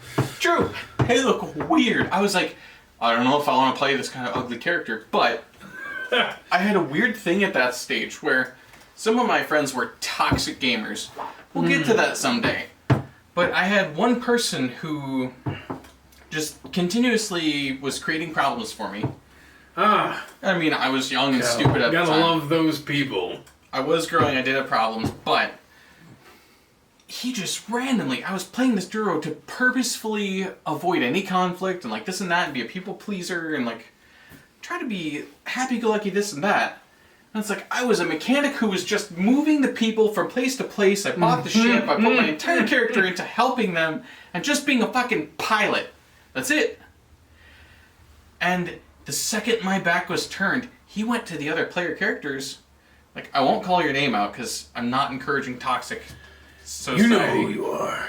He won't watch this. We'll come to you. I'll be impressed if he does. If you're out there, You know who you are. Always watch the skies, or wherever the... Anyways, tangent. He, the second my back was turned, said to another player, should we throw the Duro out of an airlock of his own ship? And it's like, I spent my entire beginning well. Should we be sociopathic murderers? He was a Jedi. Oh. He was a Jedi Knight who said, let's just kill the guy who's helping us and giving his entire backstory to help us and not roleplay. And it's like, I was completely sacrificial and like being that guy who wants to just do nothing but help. Huh. And he just Sounds like you were a better Jedi than he was. Yeah, I know. I have jokes which won't go over well, so I'll save those for another video. They won't go over well, so we'll tell them later. This is Star Wars themed, not religion themed. Oh no. Wait. Next time on Dragon Ball Z. Sometimes those are the same thing. Well, yeah, Jedis. But I mean, like, sometimes you will run into those people who just, I learned later, hate you just because you remind them of somebody else. Huh. I reminded him of, I can't remember the guy's name because I never met him. I reminded him of somebody he hated. Somebody you never met, Yeah. never knew. Okay. And so he had a grudge against me because I had a couple traits which rang true. Like, you as a person. Yeah, he absolutely just wanted to kill all of my characters and ruin my life and not be around me. Huh. Everyone else was 100% fine with me. And he did a fantastic job of doing none of that. Yeah, because everyone else stuck up for me, because my character... Another barbarian PSA. If you don't like somebody, don't hang out with them. Yeah. Instead of, hanging out with them and being a dick. That's one thing I don't understand in D&D culture. If you're playing D&D with a group, and you wouldn't hang out with the GM in real life, you're not friends, you shouldn't play together. Like, you Correct. shouldn't just play D&D with people you don't like just to play D&D. Like, that's such Nope. a... And this isn't at all a sponsor. But there are games for that, like Baldur's Gate. How so? It is a video game that has a campaign and everything, and it's based entirely around, depending on which one you play, different Dungeons and Dragons systems. Oh, yeah. There's also Neverwinter. Like, there's a ton of video games out there with, the allowance. Like, even Neverwinter Nights is fantastic. It's online Dungeons and Dragons. Yeah. There's a lot of good systems. There's a lot of good online communities. Before quarantine, there was Roll20. Don't ever play in a game of Dungeons and Dragons with people that you wouldn't hang out with, that you dislike at all. Because it's going to be a bad experience. That includes all role-playing games.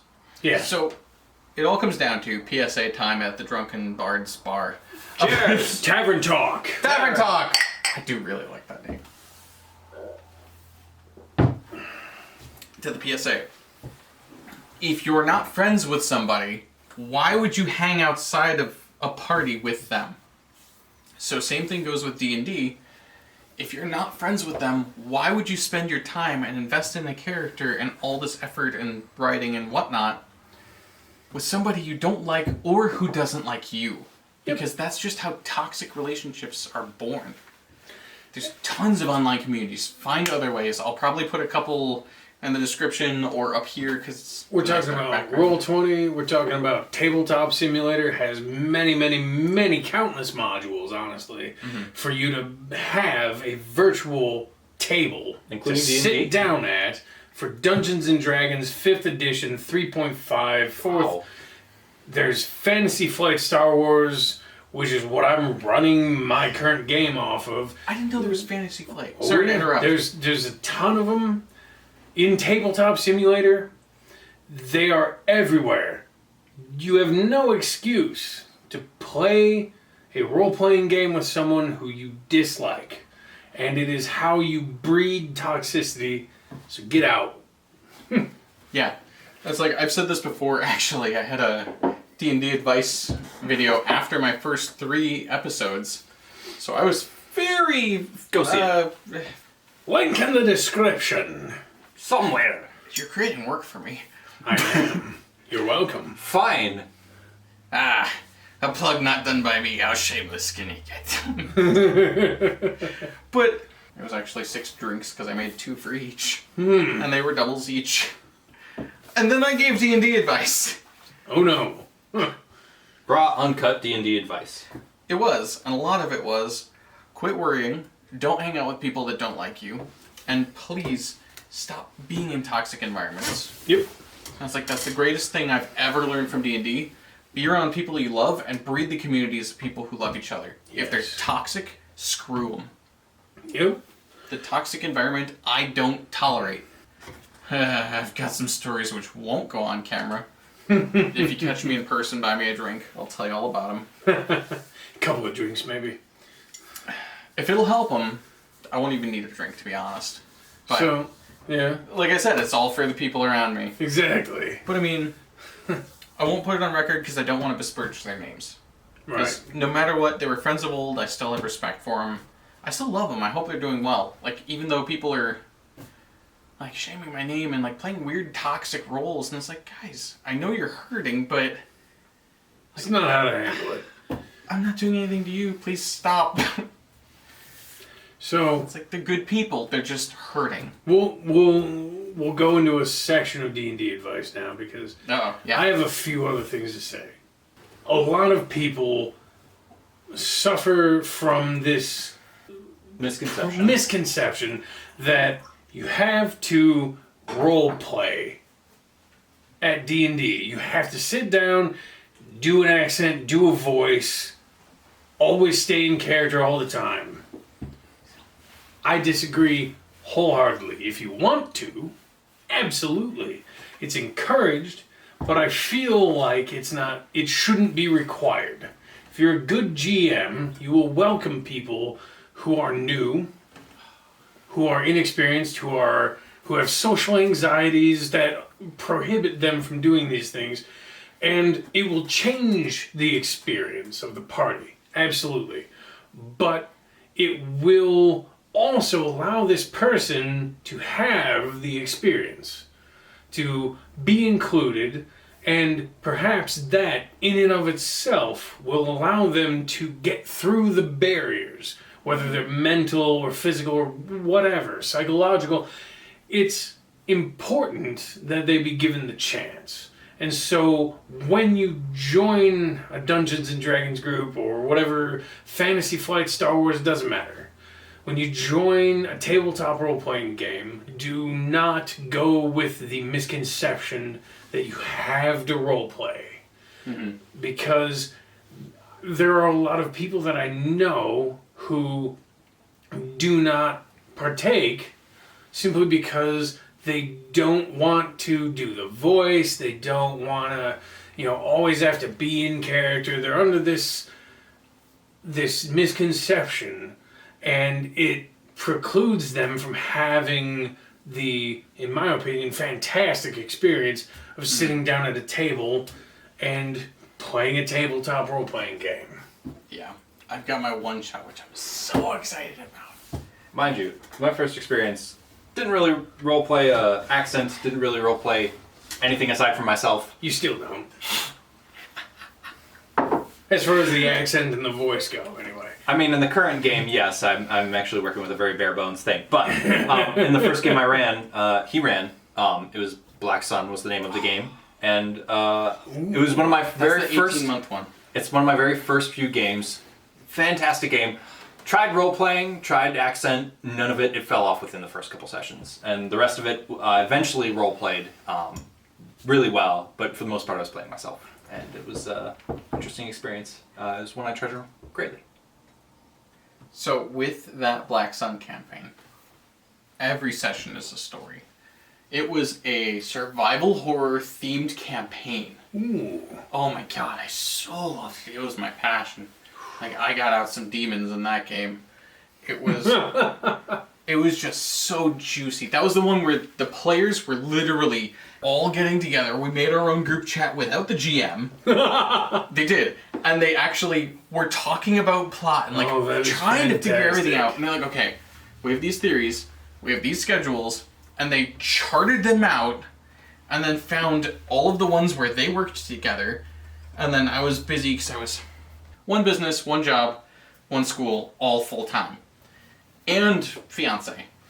Yep. And I remember those days. Holy Christ, I was busy.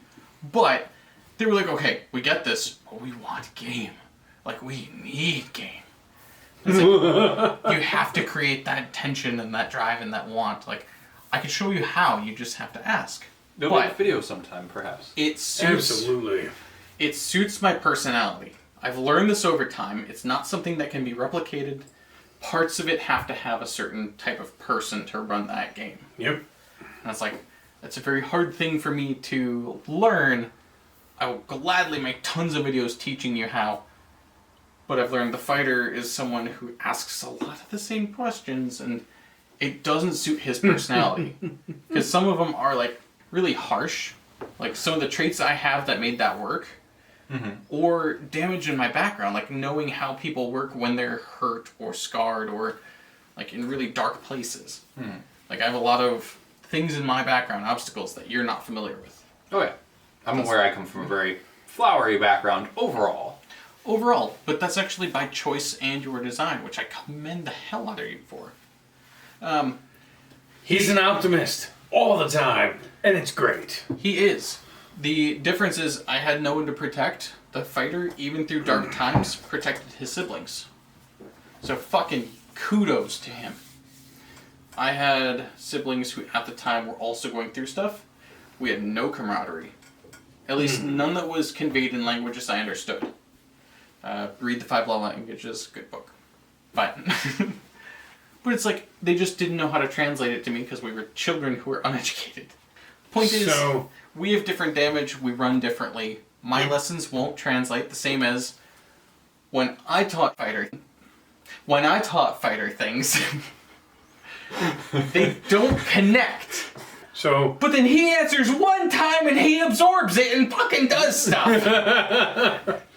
As proven tonight by things he said and he learned, which I've said dozens of times. How you translate things, depending on what information people are used to taking in, they'll accept it more readily if it's presented in a way that they're used to. absolutely.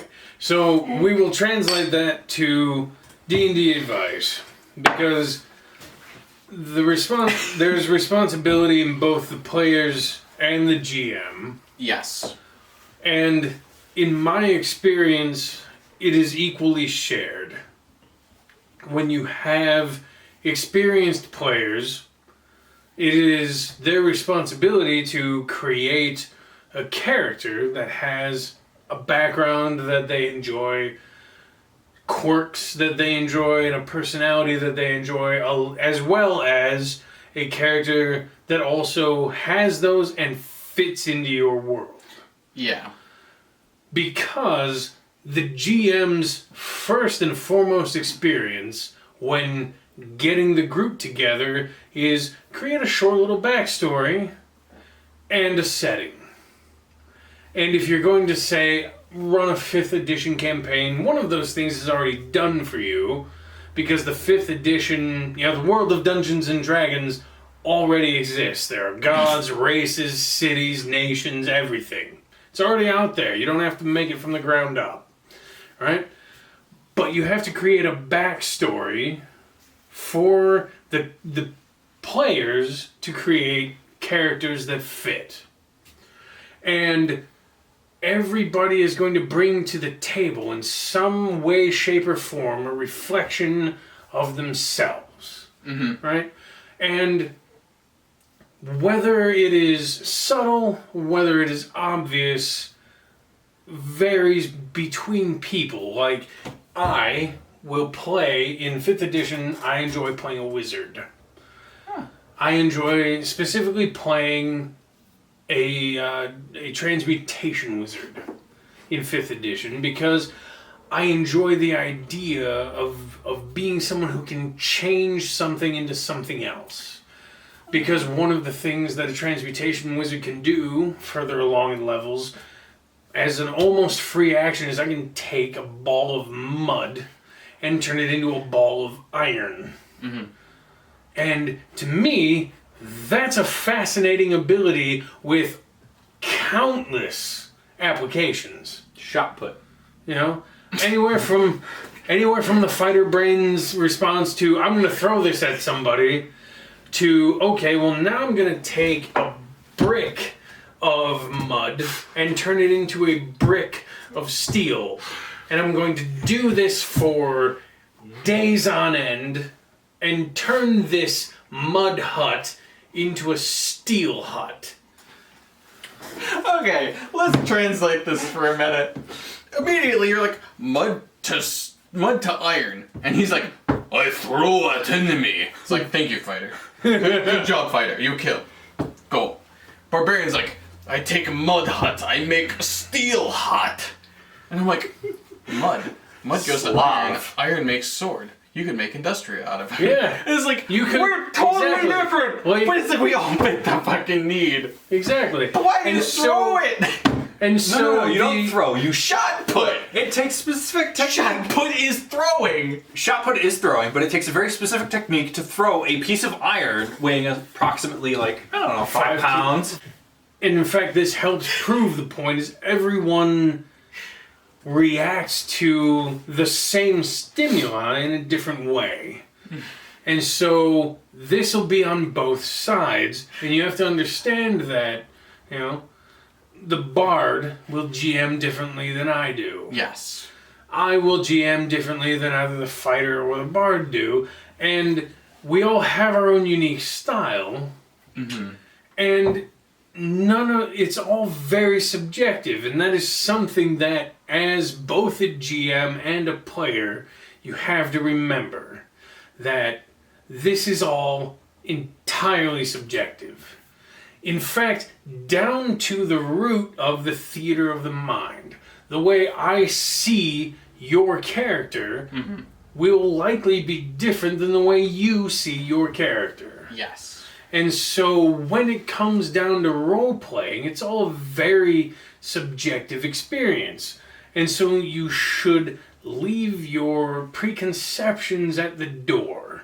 The best advice I can give to any new or experienced role player is when you are getting into a group with a new group of players, a new GM, or both, leave your preconceptions at the door and pay attention to what is happening now instead of what has happened in previous games. Because you can translate some things you have learned in the past that are internal, like maybe you struggle with a certain accent. So, you know, if you struggle with a Russian accent and you want to speak with an accent that represents your character, don't have a Russian character. You know, that sort of thing. But things like, oh, the tavern is the best place to find quests. Well, it might be true for bard.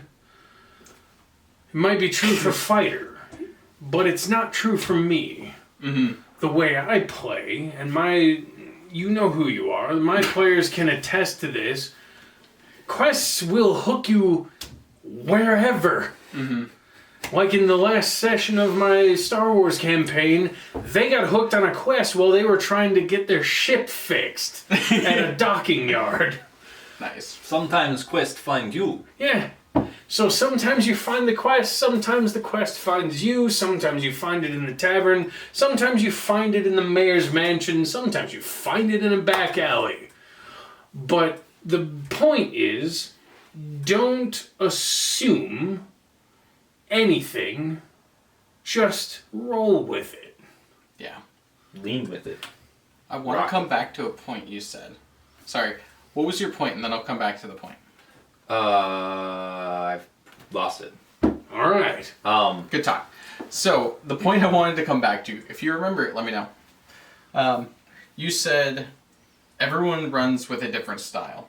And so I want to visit that. I did touch on that earlier with, I can't give advice to everyone. For example, fighter can't take my advice. I don't know why, the wood grains do not match, and so only a tiny bit of, like, slivers here and there actually catch. And we can talk about that in a different video involving me talking about the 3 stages of learning how to learn, learning how to teach, and teaching how to teach. That'd be interesting coming from a barbarian. I would love that. So, aside from that, it's like we have different chemistries, we have different languages, like different GMs will run games differently. So I can't coach everyone, but for those who want to learn, I'm here to help. But the most important thing is you will run the game that you want to play in. Yeah. The ultimate rule is you can never run a character in the game you dream about. Yep. Because no one knows how to run it the way you want to experience it. So what your job is find players who are non-toxic, who want to play in a game that somewhat resembles what you dream of, and then tailor it to them. And you have to give up all of your dreams and preconceived notions of it, because as he said, everyone experiences it differently. The only important thing as a GM is your responsibility to know what they hear and see in their mind's eye theater, or their mind, is the only truth that they know from your game. The only thing that matters is what they remember and experience and see. So you have to remember, if the fighter says, actually, I love this experience. I stole it from, it's like Stormwind Comics or something. I can't remember what it is. I love the comic. It had this monster with a horn, and like it was in the middle of this field, and it was making a lot of noise. It had 2 legs and 2 arms, oddly enough, and it was just coming through, and the players were like, I want to kill it. And the GM, it had 2 different comic strips going straight down, and the GM's like, what do you mean you want to kill it? It's like, I want to kill it. Well, let me finish describing it at least. It's got 1 eye and this and that, and they're like, nope, I roll attack roll. It's like, okay. The GM was describing this small little monster with a little horn, and it was tooting along, and it was going through the field, and it was just this little harmless monster. And they imagined Everyone a else thought it was Cyclops. this rhinoceros, like horned, 2-legged thing coming through, and it's like, you have to remember the only truth your players know is what you accidentally communicate. Yep. So at the end of every game, I always ask, and this is tailored to me, tailor it to yourself. Change it in different ways that work for you. I ask after every game, 2 positives and 1 negative. I specifically work with critical information extremely well. I would ask for only 3 negative things if I could. But players are not comfortable just aggressively destroying my game. They don't want to shit on my game and a friend because we're not toxic. Because I don't allow that. Yep. So, they feel bad because they're amazing people. So I'm like, okay, just because I work with critical advice, let's give 2 positives and a negative. That way you can buffer it. Yep. And I tailored it to my players so I could still get what I need. GM's responsibility. It's not your game. Yep. It's the player's game. Because if they remember it differently, that's how it went. End of story. So, I agree to a certain extent. Everyone runs differently, but Yeah. I'm very curious. So for me, when I GM, it's everyone's game. Because I get to play as well. Mm-hmm. Because I get to play every NPC that they encounter. In the case of the Star Wars game, my current game, I get to play every Imperial Stormtrooper. Mm-hmm. I get to play every shady harbor master. I get to play every bounty hunter that finds the group and gives them a quest. Yeah. I get to play every, mob boss that, gives certain characters 100,000 credits for a ship. And I am playing along with the players, and in turn, they are playing with me. Water, please. And so, you want to finish that before you... Oh, that's mostly like solid gunk. Oh, that's probably pumpkin. So, for me, the experience is on both sides. Everybody is playing the game because I roleplay every NPC that I have. I spare no line because even the smallest, least important NPC can turn into a conversation. And why would I ever deprive my characters of that?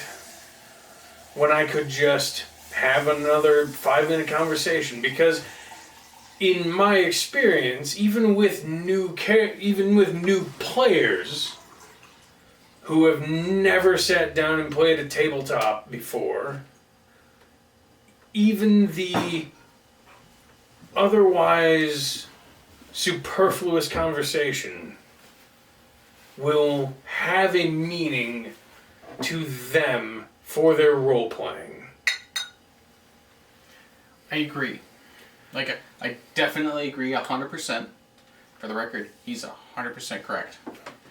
The thing that differentiates between my experience and your words is I want the legacy of the game to be as they remembered, because that's what they're so much more passionate about. Mm. I think the differentiation between what I said and what he means is... How do I articulate this? It's about the players, because they don't want to be disjuncted as experienced players. Mm. And so to tailor to them and make them more comfortable, because some of them have Asperger's, some of them have like different disabilities, and so they really jar out of it. And I'm super, super proud of my buddy. I won't name him. You know who you are, and he's proud of you. He played Starla the Thief. He normally plays a wizard. He's a wizard in real life. I thought about him coming on the show, because still think about those guys. But super proud of him, because he was making snap decisions when he has Asperger's. And it's like, that's a small, like a minor, I might be wrong, minor form of autism or Down syndrome or something It's like on that. there. It's on the autism spectrum, yes. But yeah, he was I prior don't know to too that much about it. so afraid to make snap decisions because there was always severe consequences. Right.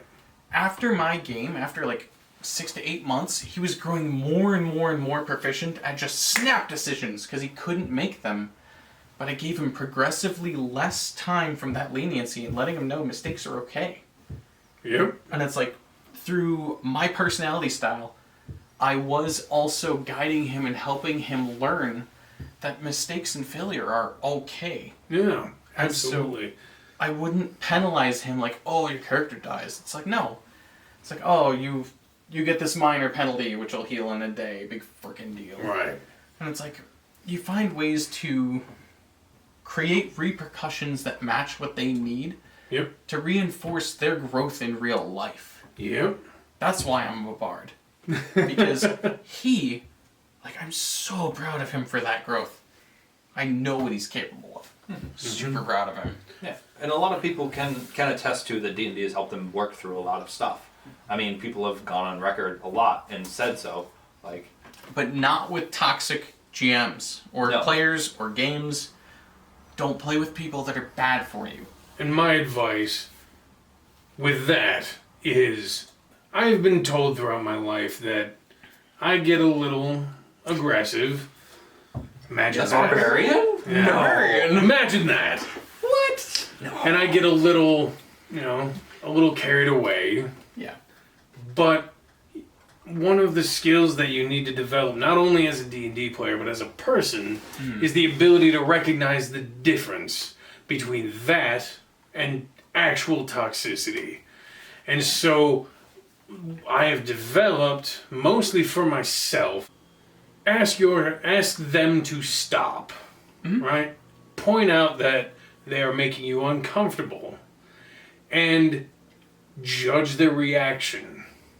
If they apologize and they actually make an effort to change their behavior, because let's be honest, no one can really flip a switch. It's not an on-off thing. Yeah. It will take them time, but if they make the effort and they apologize, that is not toxic.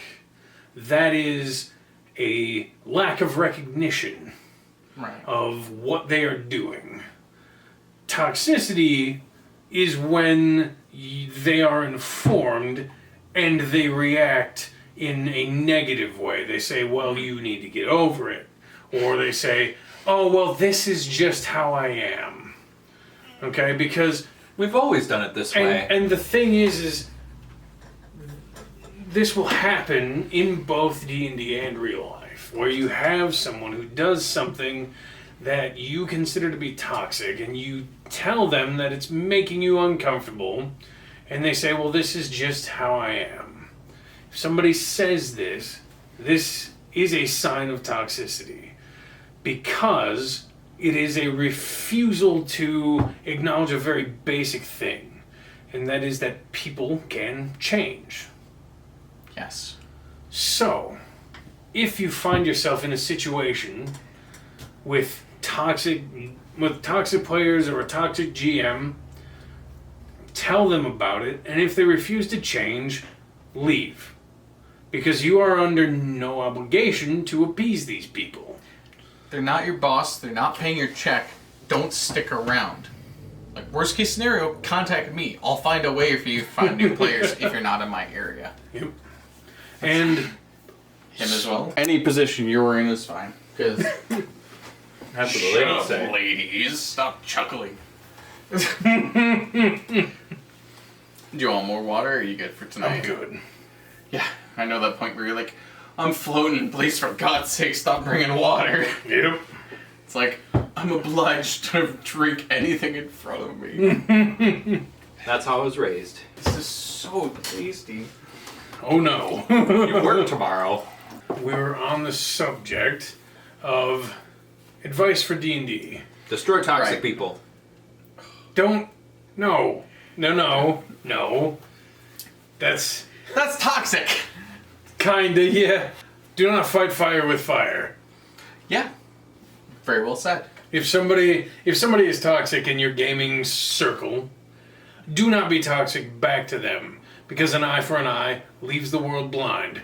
So, Hammurabi code. what you need to do instead is remove yourself from the situation and find a new group. As we have said, the other thing that you can do is, beyond just, find a new group every time you find yourself in a situation with a toxic person, is find a collection of people that you enjoy playing with and invite them to play a game.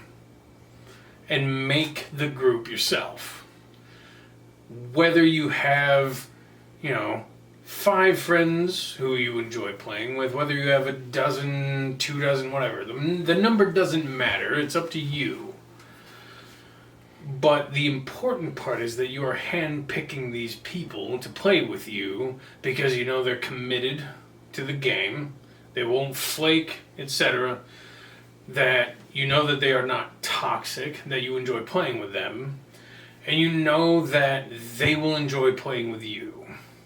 Those are the 3 major points that need to be met. If I can interlude here, may not be the right word, but Interject. the birds are loose with their words. That's true. I'm not going to continue Not that just joke. the words, Shakespeare. though. I wasn't going to continue the joke. I did, though. Shakespeare made up his own words. True, 1600. Anyways, the thing about that is, yes, I agree with those 3 points. The most important one, which I focused on and I have a one-shot of I'm super proud of, is you want people that you're friends with. Yeah. That is Absolutely. the most important one. If you can't check them all and you're not social enough, just check that box off at the very least. Yep. Which reminds me, I gotta find Rook. I gotta be friends with him. This is 2 games now we've been in. Practical Rook, if you're watching, we're talking about you. That's twitch.tv/Practical Rook, all one word. Yeah, I'm fine with that plug. He is a legend, a man amongst men. You never told me about him. Anyways. Role played with the gentleman twice, so. But yeah, it's like you want to roleplay with friends. I have a one-shot, which I'm debating. Comment if you want to see it, because I'm very heavily debating. It's I recorded... fantastic. He was in one of them. I had 10 players who wanted to play in a one-shot with me. And I've been GMing for 15 plus years now. Ooh. Yeah, ridiculously long for my age.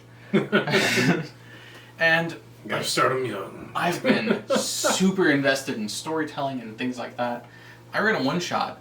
One group, I specifically spread them, was 5 players of really experienced, 10 plus years experience game of D&D. Like, very experienced. And I'm like, okay, brand new system, you've never heard of it, it's a one-shot. It includes a Jenga tower for the rules, Dread. And it was survival horror, but with D&D style. Super fun. Exact same campaign, same plot, same everything, with 5 new players in a separate game, exact same plot. All the same. I don't know about any of them, but I want to see this. Oh my god, it was so fun. So good. I'm so proud of it. They were completely different experience levels, like this and that. 3 people in the new players campaign had 0 experience ever role-playing in their lives ever. No games, no nothing. Like maybe Monopoly at friggin' best. Yeah, like 0. And the others were like 10 years experience, veterans of D&D specifically. The time that the games ran were within 10 to 15 minutes each. Okay. It was so tightly designed, they were that close together for experience levels. It works really hard. Oh my god, it was so much work. I sent out personal invitations. Like, I actually had it as a vampiric theme. Ooh. Bela Lugosi, the Lord of the Manor, sent out gothic invitations in the mail to each of these people's homes. Which he made in paint. Oh It man. also shows off me firearms. I'm so glad that was recorded. Dealing with technical difficulties, Gothic Victorian game, and I sent out Gothic Victorian invitations to all 10 of the players from 2 different games, and they did not know this was coming. Nope. And Don't so move. I have all these like real life props, and I originally planned to have black light ink on each individual one, giving a different clue for each invitation.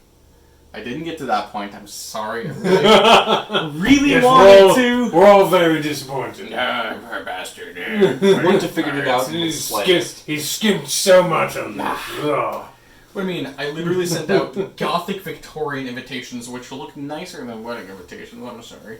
I put a lot of time into this, and I used those as a template to go off of.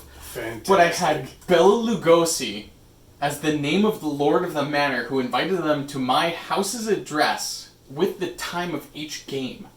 And so Bela Lugosi invited them as Lord of the Manor. Bela Lugosi is a Roman name for a man. He was the original Dracula actor! Yep. Oh my god, it was based off the original Dracula movie based off Bram Stoker. Oh my god, it was so Rolling a 1 on history.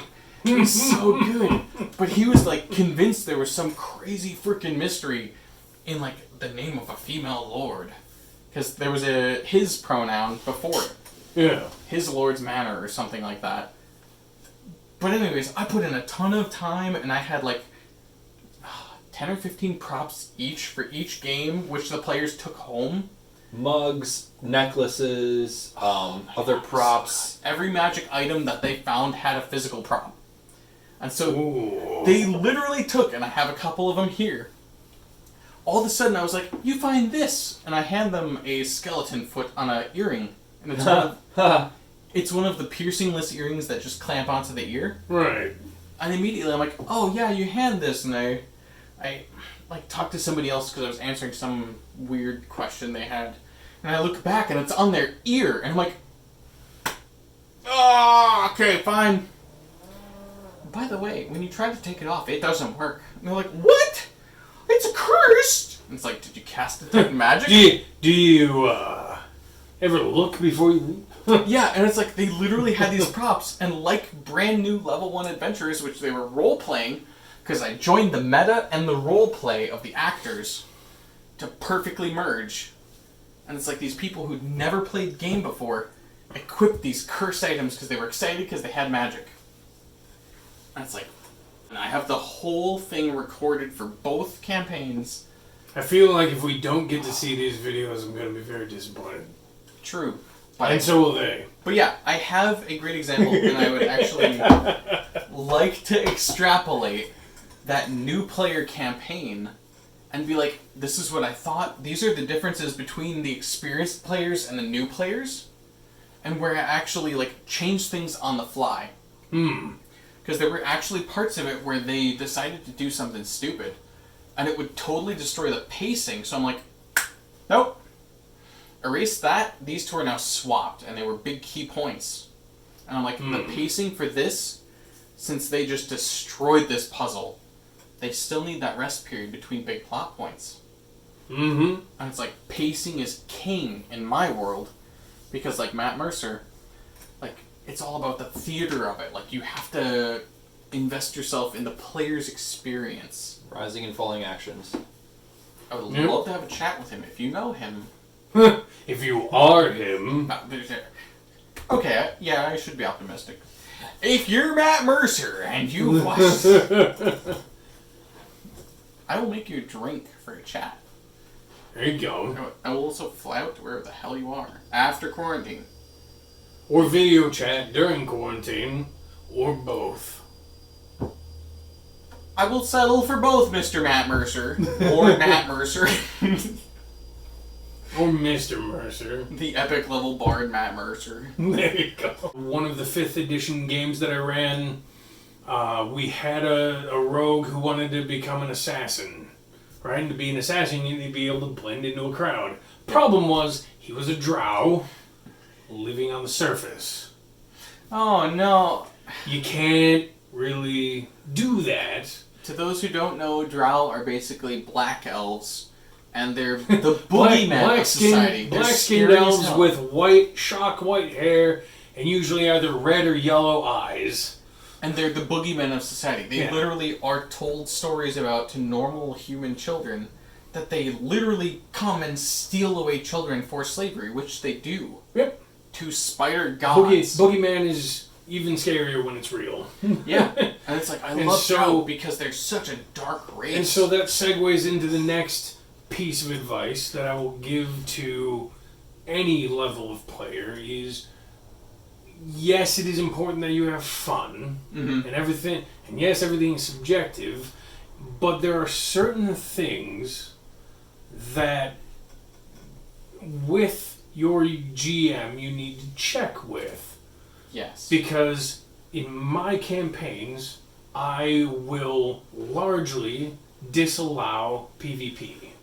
Oh, yeah. Yeah. Because That's Oh, a man. separate game in and of itself. that is in my because especially in like Dungeons and Dragons and Pathfinder, there are classes like I believe it's Pathfinder. You cannot become an assassin. It is a prestige class. You cannot become an assassin unless you have GM permission or you kill a player.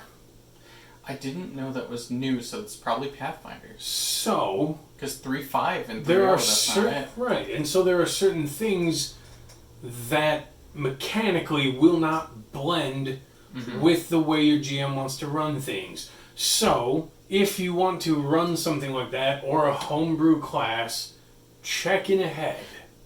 Yes. Don't just assume that you will be allowed because the rules are written.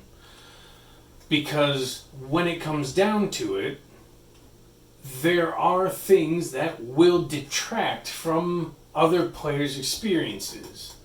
And in my experience, minimizing those occurrences is optimal. And so you want to make sure that what you are doing is kosher before you attempt to do it. Yeah. I want to expand upon the Barbarian's point. Check with your GM. Yep. And it's like, the players want to tell a specific story. You wanted to play a specific story with your character in Black Sun. Yep. He wanted to play a fighter-style character who was a womanizer, because he's not womanizing. He's so innocent and cute. That's But yeah, he how literally... did that work? It didn't. He wrote Okay. a character, and he's like, my background is I worked at a brothel, and I was the bouncer, and I treated these women, yada yada, this and that. And I'm like, okay. And he came from a military background where the military excursion failed, and like everyone died, and yada yada. So I'm like, okay, we specifically, me and him alone, no other players, are going to do a, as I call it, 0 session. It's I do those as well. That's Matt Mercer does it as well. So, I do that before the first session with every single character. Big time investment, but my players are worth it. Yep. So, first thing we did, okay, I know what you want to do. Let's get to a starting point of the pivot of the story. GMs, this is your key point. Mm-hmm. I'm like, okay, you want to be a womanizer. We're going to roleplay one scene of you at the brothel you're bouncing for, and the failure point of your military, because that's a changing point in your personality. Mm-hmm. And so he did the military fail, which, if you request in the comments, I will tell that story later. He's already groaning. He can tell that story. It is a great story. I Because love both that perspectives are important. story. Yes, because how I told it was important, and what he thought would happen was crucial, because, yeah, it's storytelling. Anyways, he wanted to be a womanizer, and he tried his best, and he just couldn't roleplay because he was a new actor.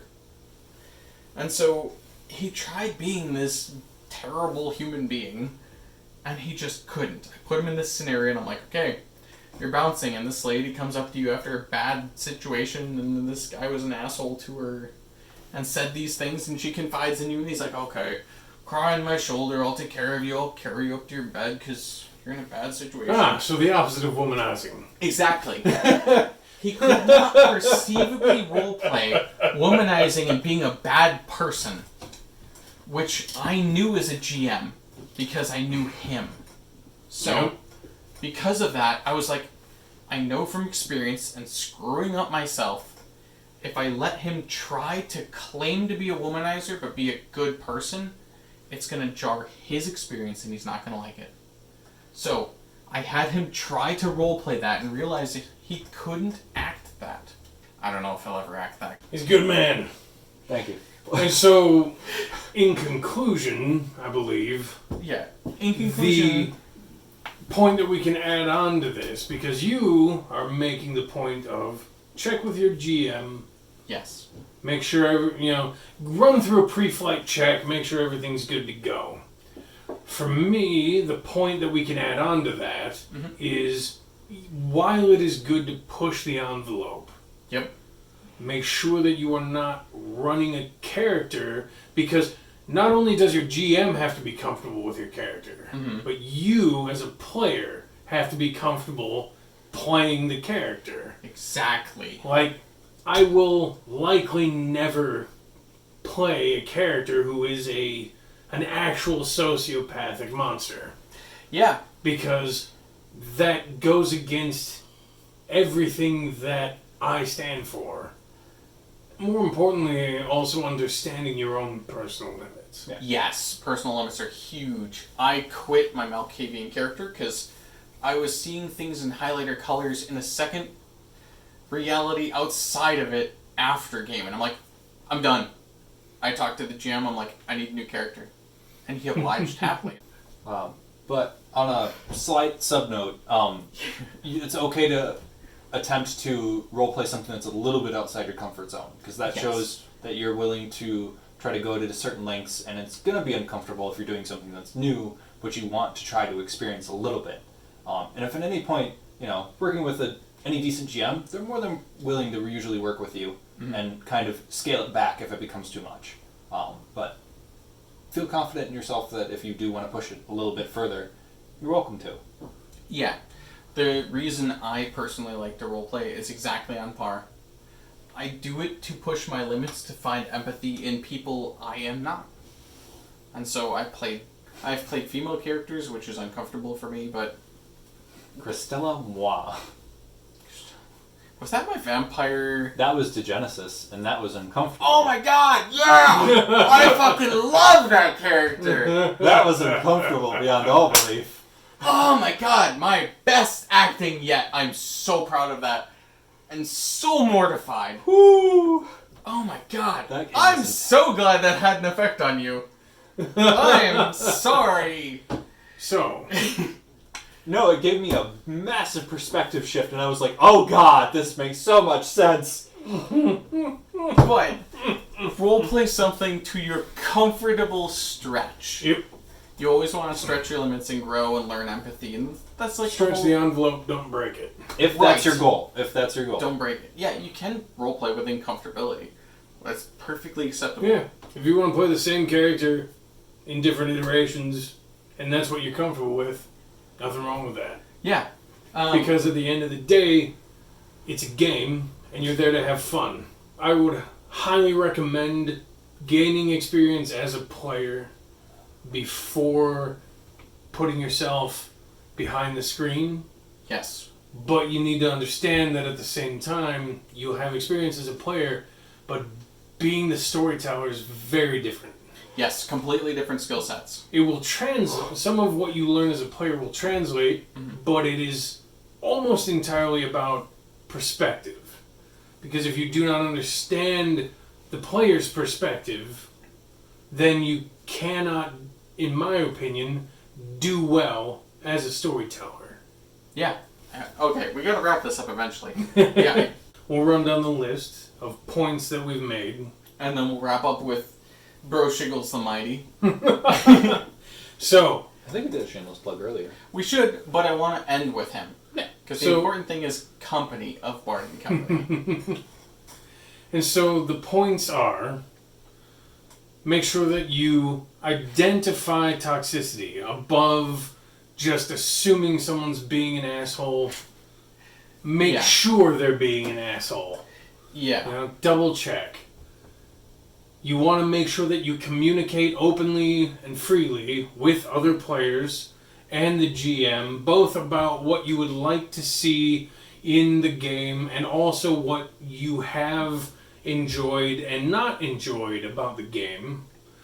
And so the third major point is that you need to make sure that you are having fun. Whether you're pushing your envelope in role-playing, whether you are sticking to the same character every time, whether you are not really role-playing at all. You know, if you're just sitting there telling the GM what you want to do, you know, and then rolling the dice and doing the math, as long as you're having fun, that's the point. Right. You know, exploration is fine, but the moment you find that you're no longer having fun, take a step back and assess why. Yeah. And the fourth point that I believe we made was that it is equally important to make sure that the GM is providing a good story as it is that the players are providing a good story for the GM. Because the narrative flows both ways. Yeah. Anything you would like to add? What's your handle, Bro Shiggles? You can find me at twitch.tv/broshiggles. BROSHIGGLES. I have no idea if I'll be on Twitch. I'm debating it.